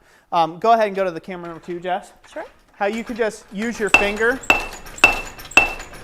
This is my hand. So you can actually work the treadle hammer kit with just finger pressure alone, whaling it down. So it doesn't take a huge air cylinder to get the thing moving. And what's great about that is that means it sips the air. It really does. You can run it on a pretty small compressor. Again, I'm just so super excited. Like, I know that there are going to be rip-off people out there that are going to just like, oh, that's a cool idea, I'll just make it myself. And they're going to make like some cruddy version of it, and they're going to post it all over. I know that'll happen. It's going to happen. Any good concept or idea, it's going to get knocked off at some point in time. But I really hope people will keep supporting me in this endeavor so I can bring that cost all the way down. Because it doesn't go without being able to buy 50 of something or a couple hundred of something at a time, you know, like these big companies do. You know, you have to buy 1,000 units to get a good price on things, right? To get cost breaks, so then I can turn that cost over and you know, save everybody else some coin, right? So I really hope that it doesn't go that way and people can respect the genius that's going on right here. And yes, I'm calling it genius because I'm super excited about it. You know, and just, it's already all thought out. It's all fleshed out, you know. Just purchase the kit. Just purchase the kit, skirt the cost of having to buy, you know, a $6,000 hammer or $12,000 air hammer for right now. You can always buy one later, you know, if you like air. This is a great way to decide whether you like a utility air hammer, because that's basically what this is a utility air hammer. If you like the feature set, if you like the noise, the compressors and all that, it's a great entry-level option to get into that and then go up to the big Mac Daddies out there. And I tell you right now, one that's got a really sweet one, there's 2 big companies in the space. 2 big companies in the space. There is Big Blue. They're a big utility air hammer that's in the space. They're $9-10 grand. I don't know if their prices have went up since the pandemic and steel prices going up 400%. I'm sure they have. And you have Ken's Custom Iron, and they both offer a different utility air hammer. Basically, is what it is. And so, great hammers in their own right for their own purposes. And I don't fault those guys for nothing. Like, sure, like buy those if you can. Find somebody selling a used Kenyon style air hammer or some other version of air hammers. Blacksmiths have been making air hammers for centuries. Well, not centuries, but years and years, right? People have been coming out with different designs and making air hammers. This is my take, and it's a cheap, economical option, especially when you don't have fabrication skills and it's all bolt together. There's no welding. That's another thing that people were asking about. A lot of my earlier power hammer designs, they all require fabrication skills. You have to weld and cut and grind and know what you're doing. This, you need to be able to swing 2 wrenches. That's it. 2 wrenches. 2 wrenches, and you can too install this in your shop. So, a couple of questions and comments about how difficult it is on your leg. How difficult is it? That difficult?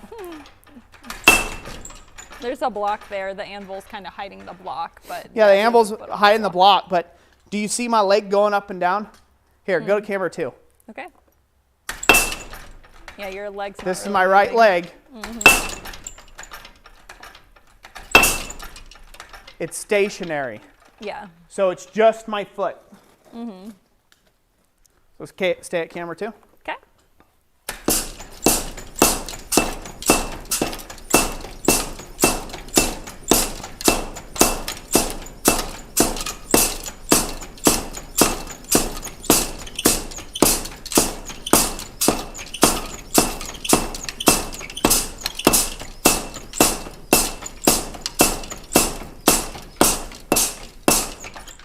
Hold on. I don't have my air treadle. I don't have my little foot pedal there. I need to step up on it.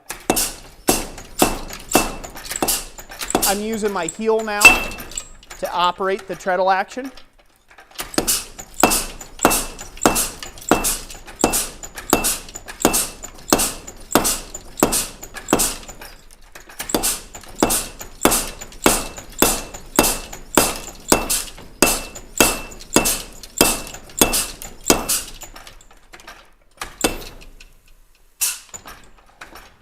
So if you need to clamp it, say if you need to have a tool, it's set up a little high right now for that, but if you wanted to put something on there and use a tool so you can do whatever you need to do with it, that's the wrong tool for the job, but obviously if I had it set to its lower position, you could do that. Use it as a clamp feature. It has some of the same options.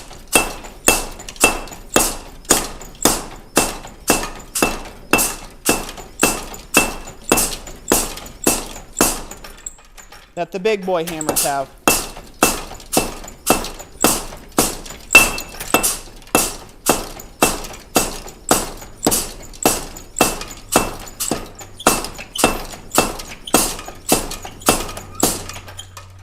All for less than $750 shipped.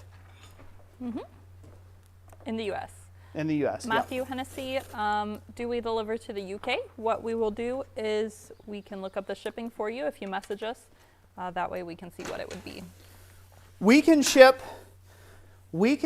anywhere in the world, mostly.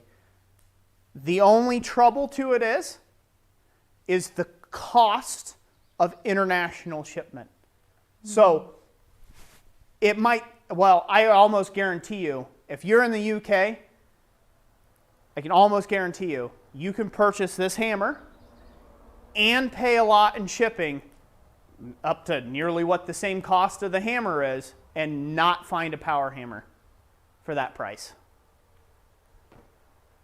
Still not be able to find one, so it'll still be cheaper yet. That's the whole goal with this, right? I want to make this thing accessible to everybody. I do. I really do. I want to make that accessible to everybody. But you know, that's the way it is. Shipping is shipping. Don't take that personal either, right? Like, I don't get to set the shipping. I think shipping prices are crazy.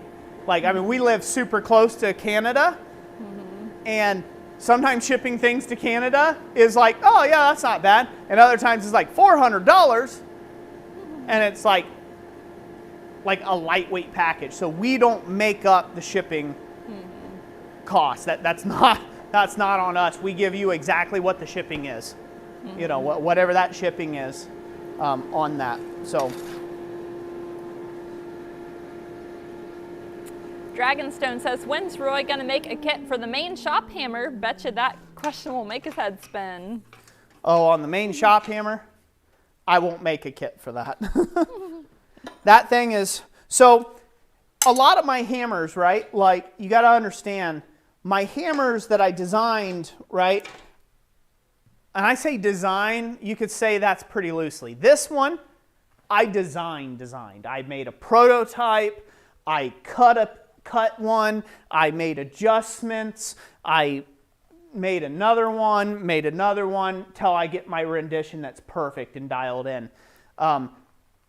All of the other power hammer designs, like, you know, plans, all the other power hammer plans and things of that nature, all of that stuff was developed in process, right? Like, so I bought so I just had a bunch of steel lying around. I'm going to buy a motor, I'm going to buy this belt, and I'm going to get this pulley, and I'm going to throw that together. Well, that pulley doesn't really work, and then that belt, and then, you know, and that one's like too slippery, and that one's too sticky, and it was a ton of trial and error, and I probably spent as much as if I would have just went out and bought a little giant 100-pounder, right? Like, I probably spent as much in the long run of failed parts, right? And things like, that's not working, and I had to cut it off and re-weld something else on.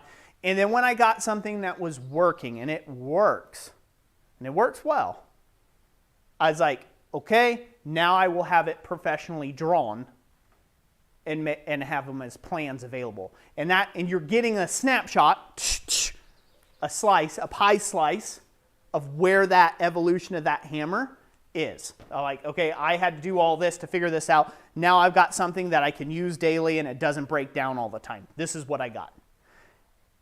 There's a billion ways to probably go about making it better, but I didn't just sit down with a pen and a piece of paper and protractors and figure everything out. And, you know, I didn't have the time for that, right? Like, so I built something. So you are looking at, whenever you do see my power hammer in my shop, you're looking at the one and only power hammer that's like that. Like, it is my prototype. I'm working with my prototype, right? It's not ever, it was never intended to become a fully fleshed out thing you could buy. Because if I had to make it to where you could buy that, it'd probably be $10,000 too. So I don't want to do that, right? That's not my goal in life, to make those. So head spin is right. It was probably rhetorical. He's like, I'm going to get a rant out of this one. Oh, yeah. Leland Hawks and a $5 super chat said, thanks for the extras with my order. A little bit to help with Roy's shipping or Roy's trip to Forged in Fire.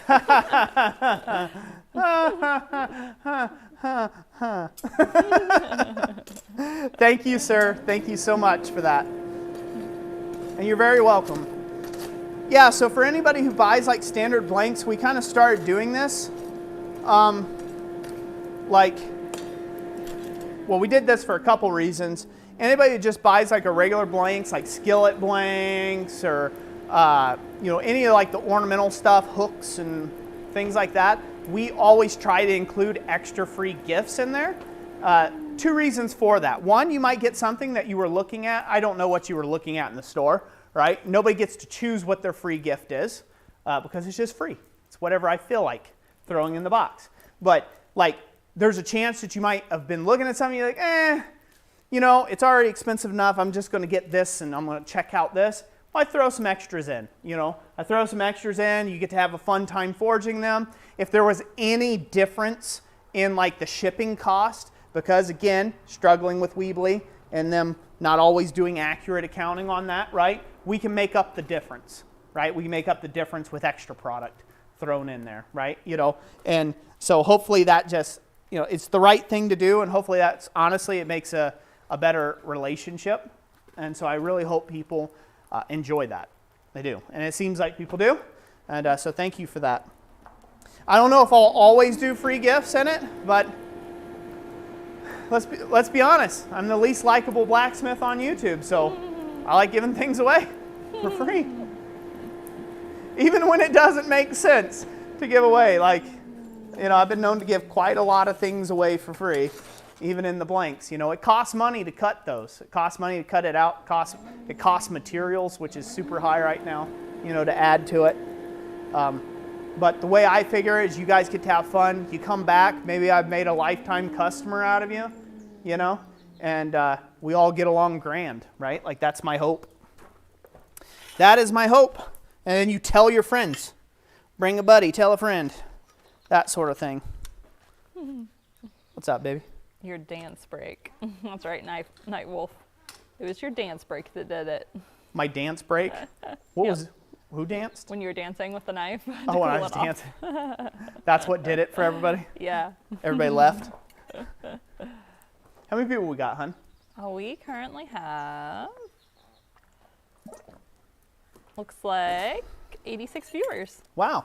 That many people living through an advert, huh? Uh-huh. Watching Roy have fun with this treadle hammer. So, my aim is to have the air assist fully available and ready on the website by the end of this month. That's my goal. By the end of this month, it should be available. So, yeah. Right now, I do have treadle hammer kits that are available. I think I have 13 stocked up. Thomas and I, we just went through another round of cutting to get them resupplied. If you bought one today, I'll have it shipped Monday. First thing. It'll be out the door and on its way to your location. So, and the only reason for that is because it's the weekend. You buy it on Monday, it'll probably ship Monday or Tuesday at the latest. Right now, that's where we're at. We're doing, you know, next day turnaround time. just about, ain't we, honey? Mm-hmm.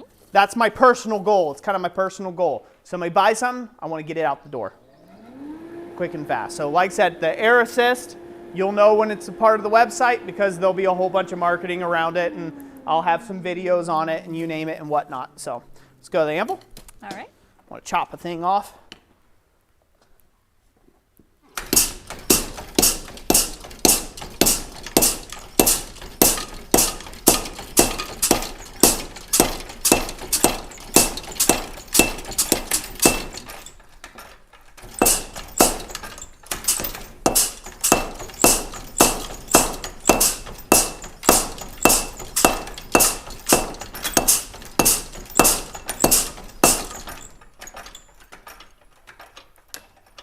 So much fun.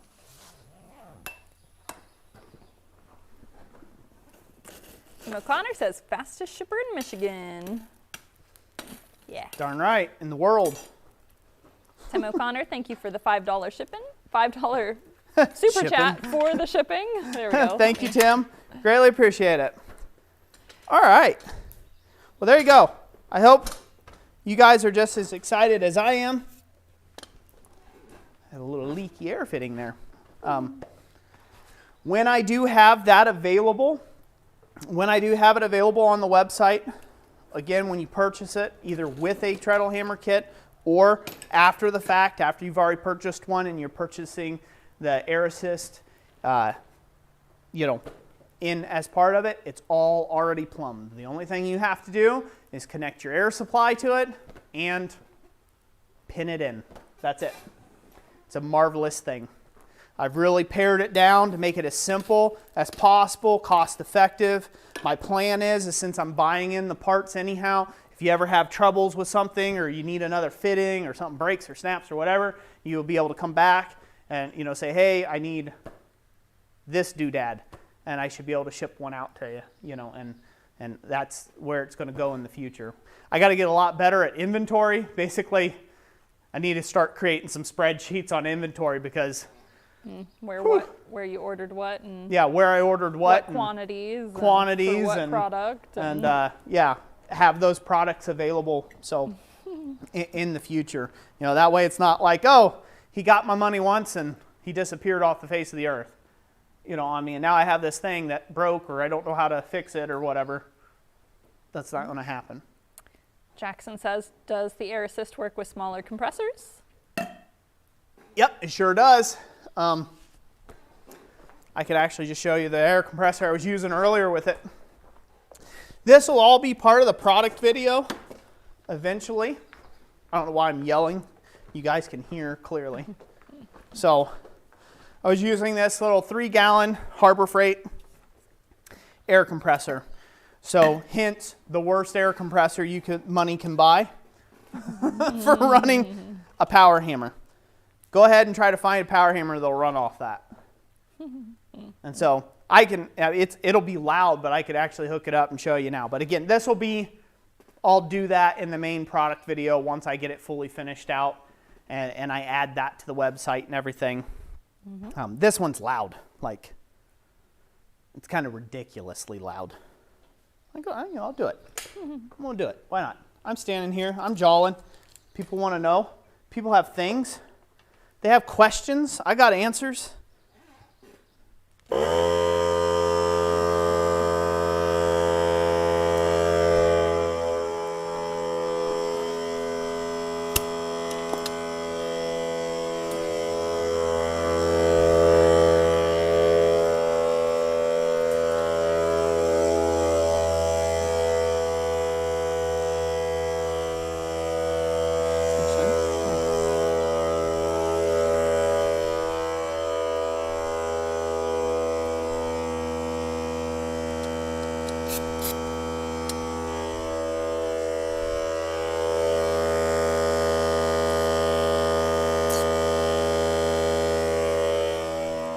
It's just about at 90 PSI. I don't know how good people can hear me.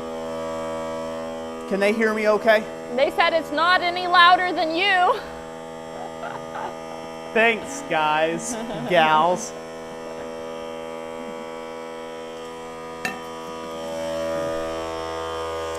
So I unhooked my main air compressor line. Again, it just has the volume, the main air compressor does. We'll wait until this gets up to pressure and shuts off. Might as well get the piece hot again, huh? Yep. I'm gonna put a different, grab a pair of different tongs. Questions, Jess? I can field them for you. There we go. Whew. There. You can hear the difference, can't you? Yes, I can. Harold Hotchkiss, I am going to have to make tools for the treadle hammer, so what steel can I buy that won't break the bank? I would recommend 1045. It's a great struck tool. You can harden the front and leave the back, softer, so this way you don't have to worry about spalling and chipping and things like that. I would recommend probably 1045 for top tools and things of that nature. If you need to create a punch, 1045 is not a great material for punches and chisels. You would be better off with a spring steel, like a normal spring steel tong held. All the tong held tools that you've seen me use so far, all those have been from all been from spring steel. That's what I was trying to say. They've all been from 5160. So I would recommend 1045. You can get it fairly economical still. It's not great, but it's still economical. So it's satisfied, the little air compressor. This maxes out at 100 PSI, and it only has 3 gallons of volume. So it's going to get, even though this thing sips, we're going to take as many strikes as we can. Maybe we'll count them together as we're forging here. We're going to see how many strikes we can do out of it before it kicks on. When I was testing it earlier, it basically just ran nonstop. And you could feel the blows get lighter and lighter and lighter as it went. The blows kind of got a little lighter and lighter and lighter as it dropped down below 60 PSI. And so then I had to wait a few minutes, a few moments. Again, assuming that you're going back and forging, right? You're sticking something back in here, you're bringing something back up to heat, right? Maybe you have the time anyhow, right? Let the soak time, let the air compressor satisfy, and then go back out and do a forging heat. I'll recommend running it at about 90 PSI, 90 to 100 PSI would be my recommendation if you're going to be running this hammer. Just gives it that extra thump, right? So earlier when I was doing that, I was forging 3/8 out underneath it. We'll see how it goes with this 5/8 material, this 5/8 square material. Well, I got that good and hot. Let's do it, eh? Yeah. Is everybody ready? Yeah. It's going to be a little darker over here because I had to kill the light, but we'll see how many strokes we could take. Okay.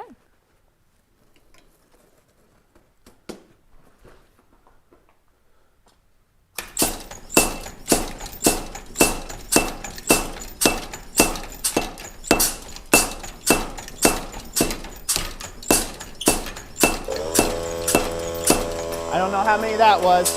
20.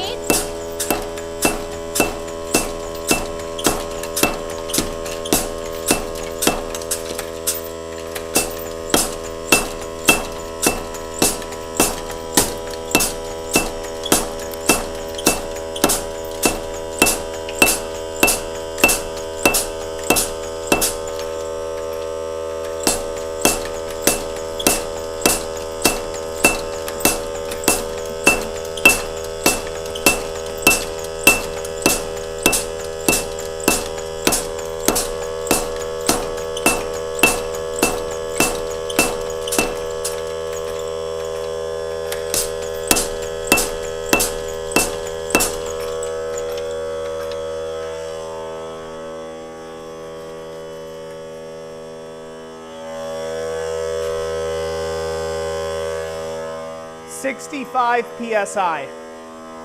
So I could have kept running it.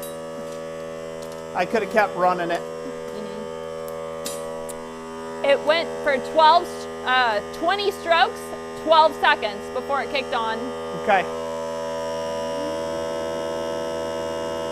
Danimal says, what about 125 PSI?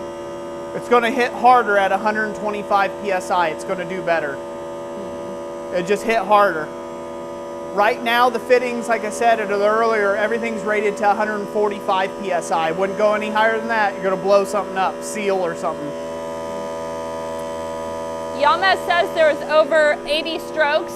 What's that? There was over 80 strokes. 80 strokes? Before you stopped. Oh, before I stopped? Yeah. Yep. All right, so we're up to heat and it hasn't filled yet. But we're at 90 PSI and we're at heat, so.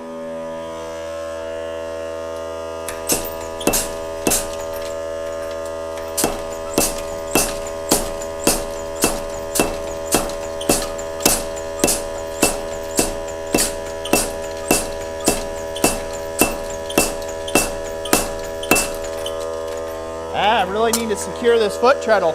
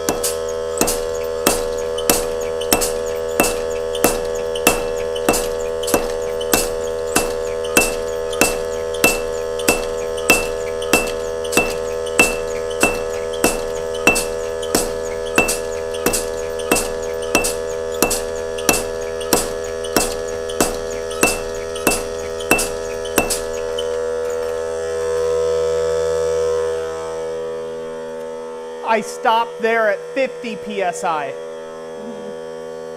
That was 1 minute and 30 seconds in total. And it's at half of what it is. So that's at 50 PSI. So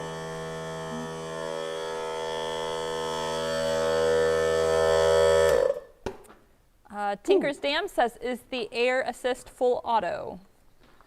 no, you have to tap every time you want it. That's why it's an air assist. It's not like a perfect utility hammer that has cycle actuators and things like that. I've pared it down to make it very simple. That way it's simple to understand, simple to put together, simple to, again, it'll all come all assembled. I'm eliminating moving parts. Moving parts and places to fail and potential calls where, at midnight, like, what did you do? I'm like, did you do this? Did you set that? That sort of thing. So I've simplified it right down. This can very easily be set to being a cycling type hammer if you want to go out and get an actuator. They're fairly cheap. They're about $20. You go out and buy a single actuator type thing, and it's just a valve that on the upstroke, it cycles the hammer again. So basically when it comes up, it like blows off the air, and then it sends the hammer back, the hammer goes down, so on and so forth, right? And it's an actuator. Generally there's a pair of actuators, one for the bottom of the stroke, it sets at the bottom of the stroke, and one at the top end of the stroke. You can get those out there if you prefer doing that, and you can upgrade that yourself if you would like to do so. But yeah. So, if you have carpal tunnel problems, you have shoulder problems, you have hip, joint, knees, backs, whatever, right? Stuff like this, something like this is going to be real dandy. It really is. If you can tap your foot along with a beat, you're going to be able to use this hammer easy peasy. We're sitting at about 60 PSI right now. And it still hits pretty darn hard at 60 PSI. And, I'll grab this stool just to showcase, for those of us out there that don't have young, healthy legs, we just sit here.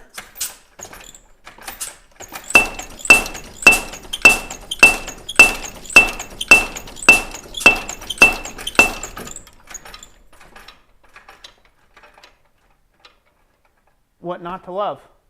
John Mayberry says, do you have any control over how hard it hits? In this current orientation with the foot treadle I have, the control of how hard it hits is basically how fast you tap the pedal, right? So if I just slowly hit it, you can see it moving. Hopefully they can see that moving. Can they see that up front there? Yeah. On the main cam, right?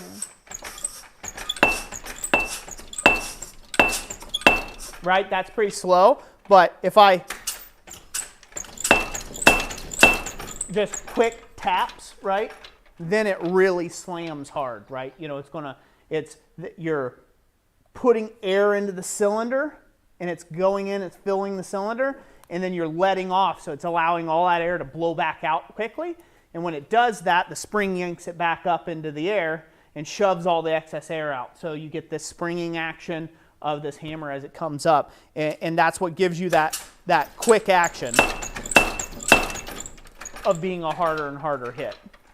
Like I said, this, when it's running at a good, 120, like I said, you put it up to 120 psi or so, like I was running it earlier, 100 is like gravy, but at 120 psi, this thing rocks, man. This thing just, it's scary hard. It's probably a bit much for the Achaio anvil I got stuck up underneath it, being this 12-pound hammer. I mean, it hits, I'll say it hits harder than Thomas. It hits harder than Thomas at 120 psi. It's ridiculous how hard this thing hits at that point. So, but anyways, enough of me going on with that. Some people, I found that some people, it's okay, it's all great and fine to take the seller's word for it, right? But some people need to see other people have it in their shops. Anybody who has purchased one of these treadle hammers from us, please post. Please post about it. Let people know that you got it from us, and that if you're happy with it and you're excited with it, you've got it built and you're smashing some metal. Show yourself smashing some metal. That kind of word of mouth. I can say all the grand things I want, but I'm biased. I'm the creator of the thing. I love it. It's my favorite tool right now in the shop. It really is. It really is. I'm going to run a permanent airline to it here in the shop. And I'm going to use it for exactly that purpose. It's fun. It's just, there's nothing else to say about it. It's just a fun tool to use. And so I'm gonna get many years of enjoyment, hopefully, out of myself, especially once I rebuild that wall a little bit. It'll I'll gain back some of my hitting percentage, which will be good. If you got to wait until you find somebody else that's already got one and they're loving it, that's fine too. We're just trying to offer these things in the future, lower the cost of power equipment overall, and I think we're going to do that. I think we're going to do that. This is kind of my way of crowdfunding, right? I didn't go to a GoFundMe. I didn't go to a website, and try to hey, for so many donors or whatever, I'm going to do this, or you'll get like 2 minutes to talk with me for your $1,000 donation or anything weird like that. Now, I didn't go doing any sort of GoFundMes or anything like this. This is the GoFundMe. You get to purchase something that we send to you very quickly that you can actually use, and we're taking that money and we're developing more tooling to bring the cost down. So I hope everybody can get behind that. I'm excited about the future regardless. I'm going to do it with or without the help. That's kind of my plan over the next couple years. I'm going to bring the cost of equipment, power equipment down. I hope that can be a lasting contribution to the blacksmithing community as a whole, long term.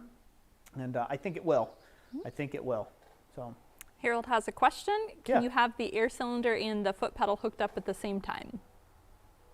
The actual foot treadle, to use the foot treadle? No, not at the same exact time. So the goal with this is the air cylinder will be able to be pinned in where the dog chain is for the foot treadle.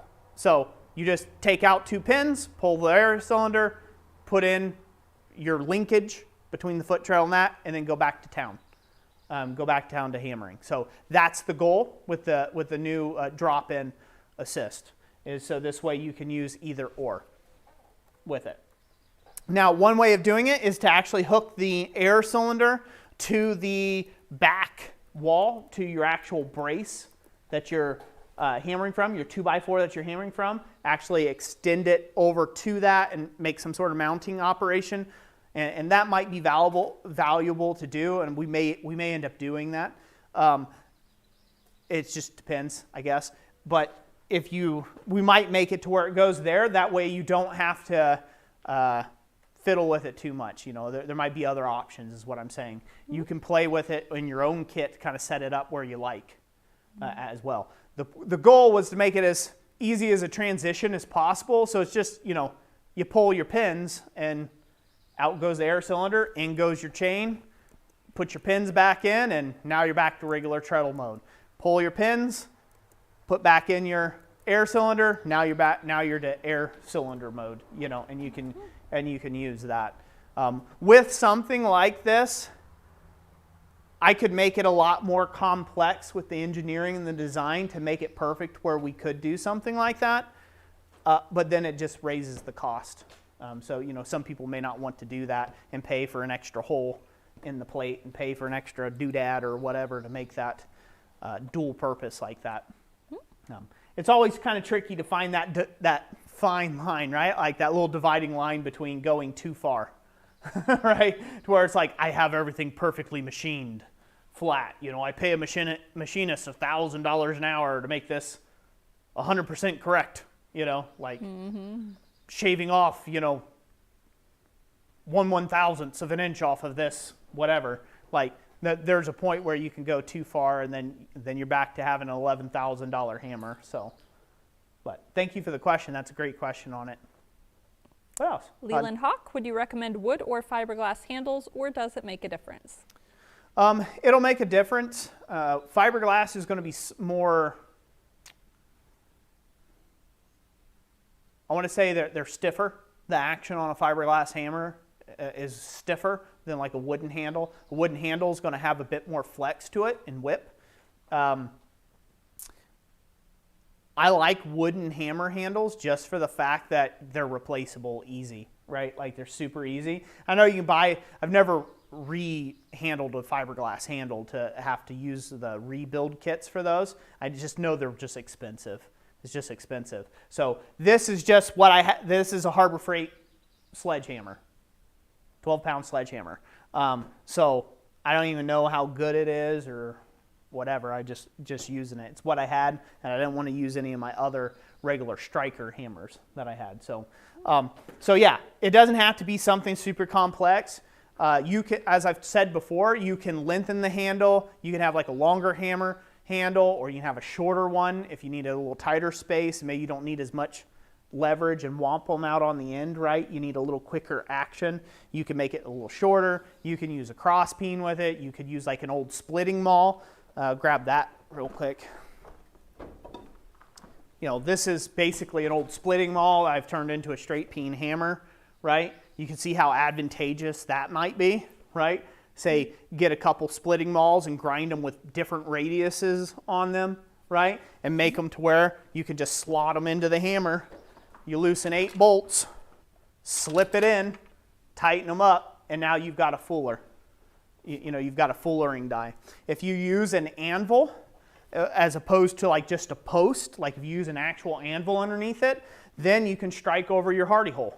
So you can make bottom fullers to match your various straight.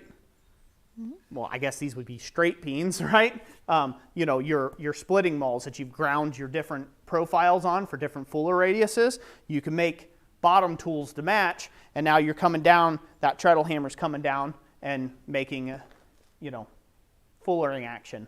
So there's a lot of different options there. I know this one, it'd be fun to play around with that a bit more and actually put the hardy hole right where it needs to be there, but I don't have a lot of tooling for it. So I might move a bigger anvil over there with some bigger tooling and then do something like that. Put something, get me another splitting maul, grind it to the shape, and fuller in some hammer grooves on a rounding hammer or something, and spread the cheeks, as everybody likes to do, and all that other good stuff. You know, again, sky's the limit.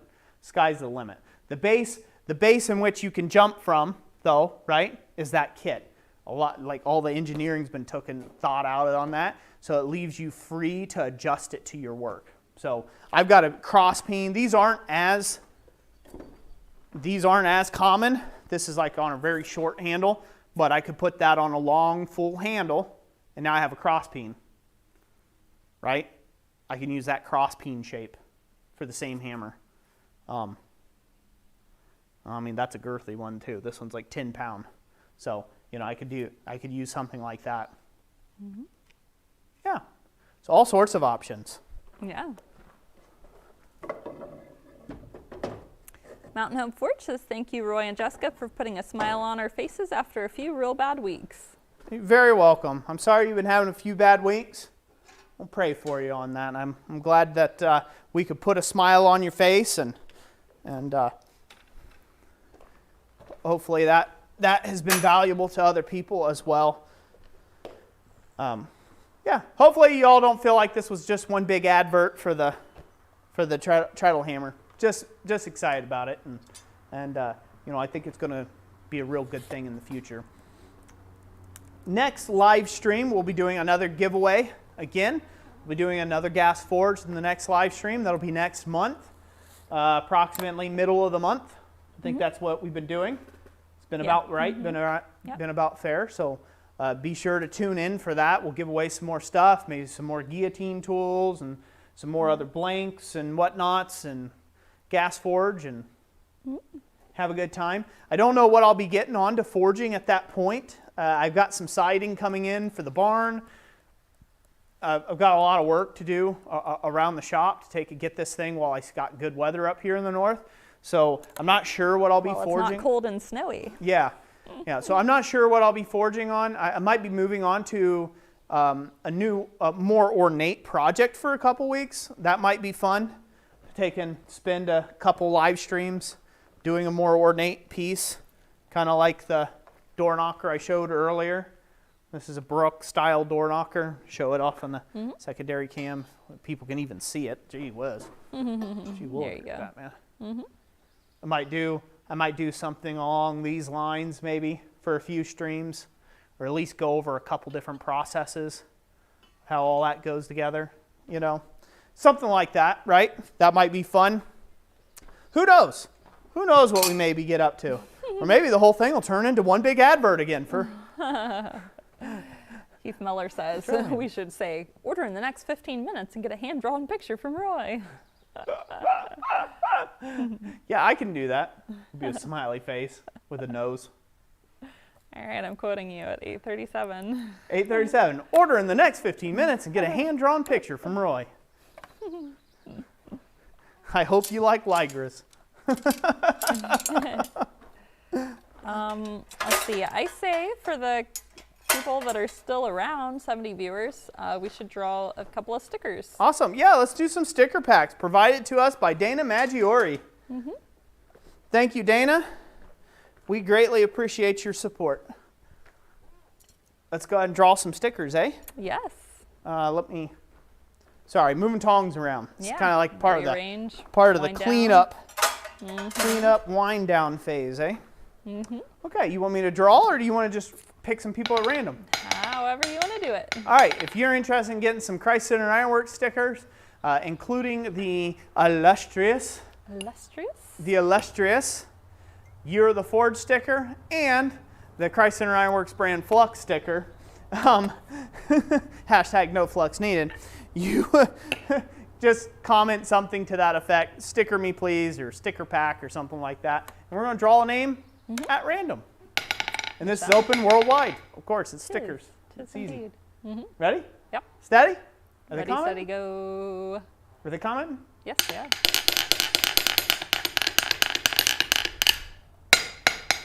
Who's our lucky winner? All right, Jerry Witt with stickers. Jerry Witt, congratulations. You know the drill. Get with us through the contact link in the description. Contact email down in the description. You're the first winner. Ready? Let's draw another name. Yep.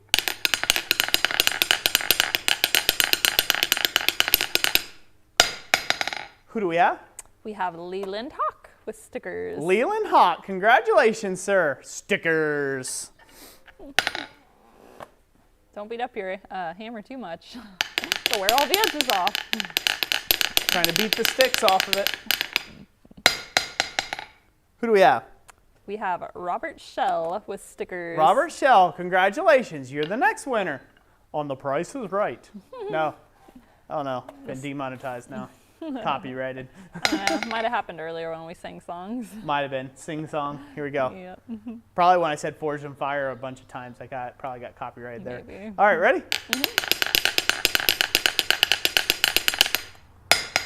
Who do we have, Jess? All right, we landed on Island Metal Forge. I'll take some stack years. Well, there you go, Yamez. You got some stack years.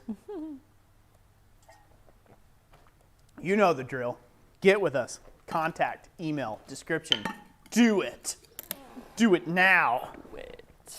Okay, well, enough of my nonsense for one evening. I'm sure everybody's tired of hearing Roy. Speaky, speaky, talky, talky. I'm sure you're tired of it by now. Thank you, everybody, for joining me in this live stream. I had a blast. I really did. I had a blast making things, forging stuff, talking, laughing, making the thing that shall not be named. Yes, I even had fun putting my forge skills where my mouth is. So I like doing that. Now, when you see me on a comment section and I make a comment about that, and now you'll know, well, yeah, Roy did do that in 25 minutes flat. So.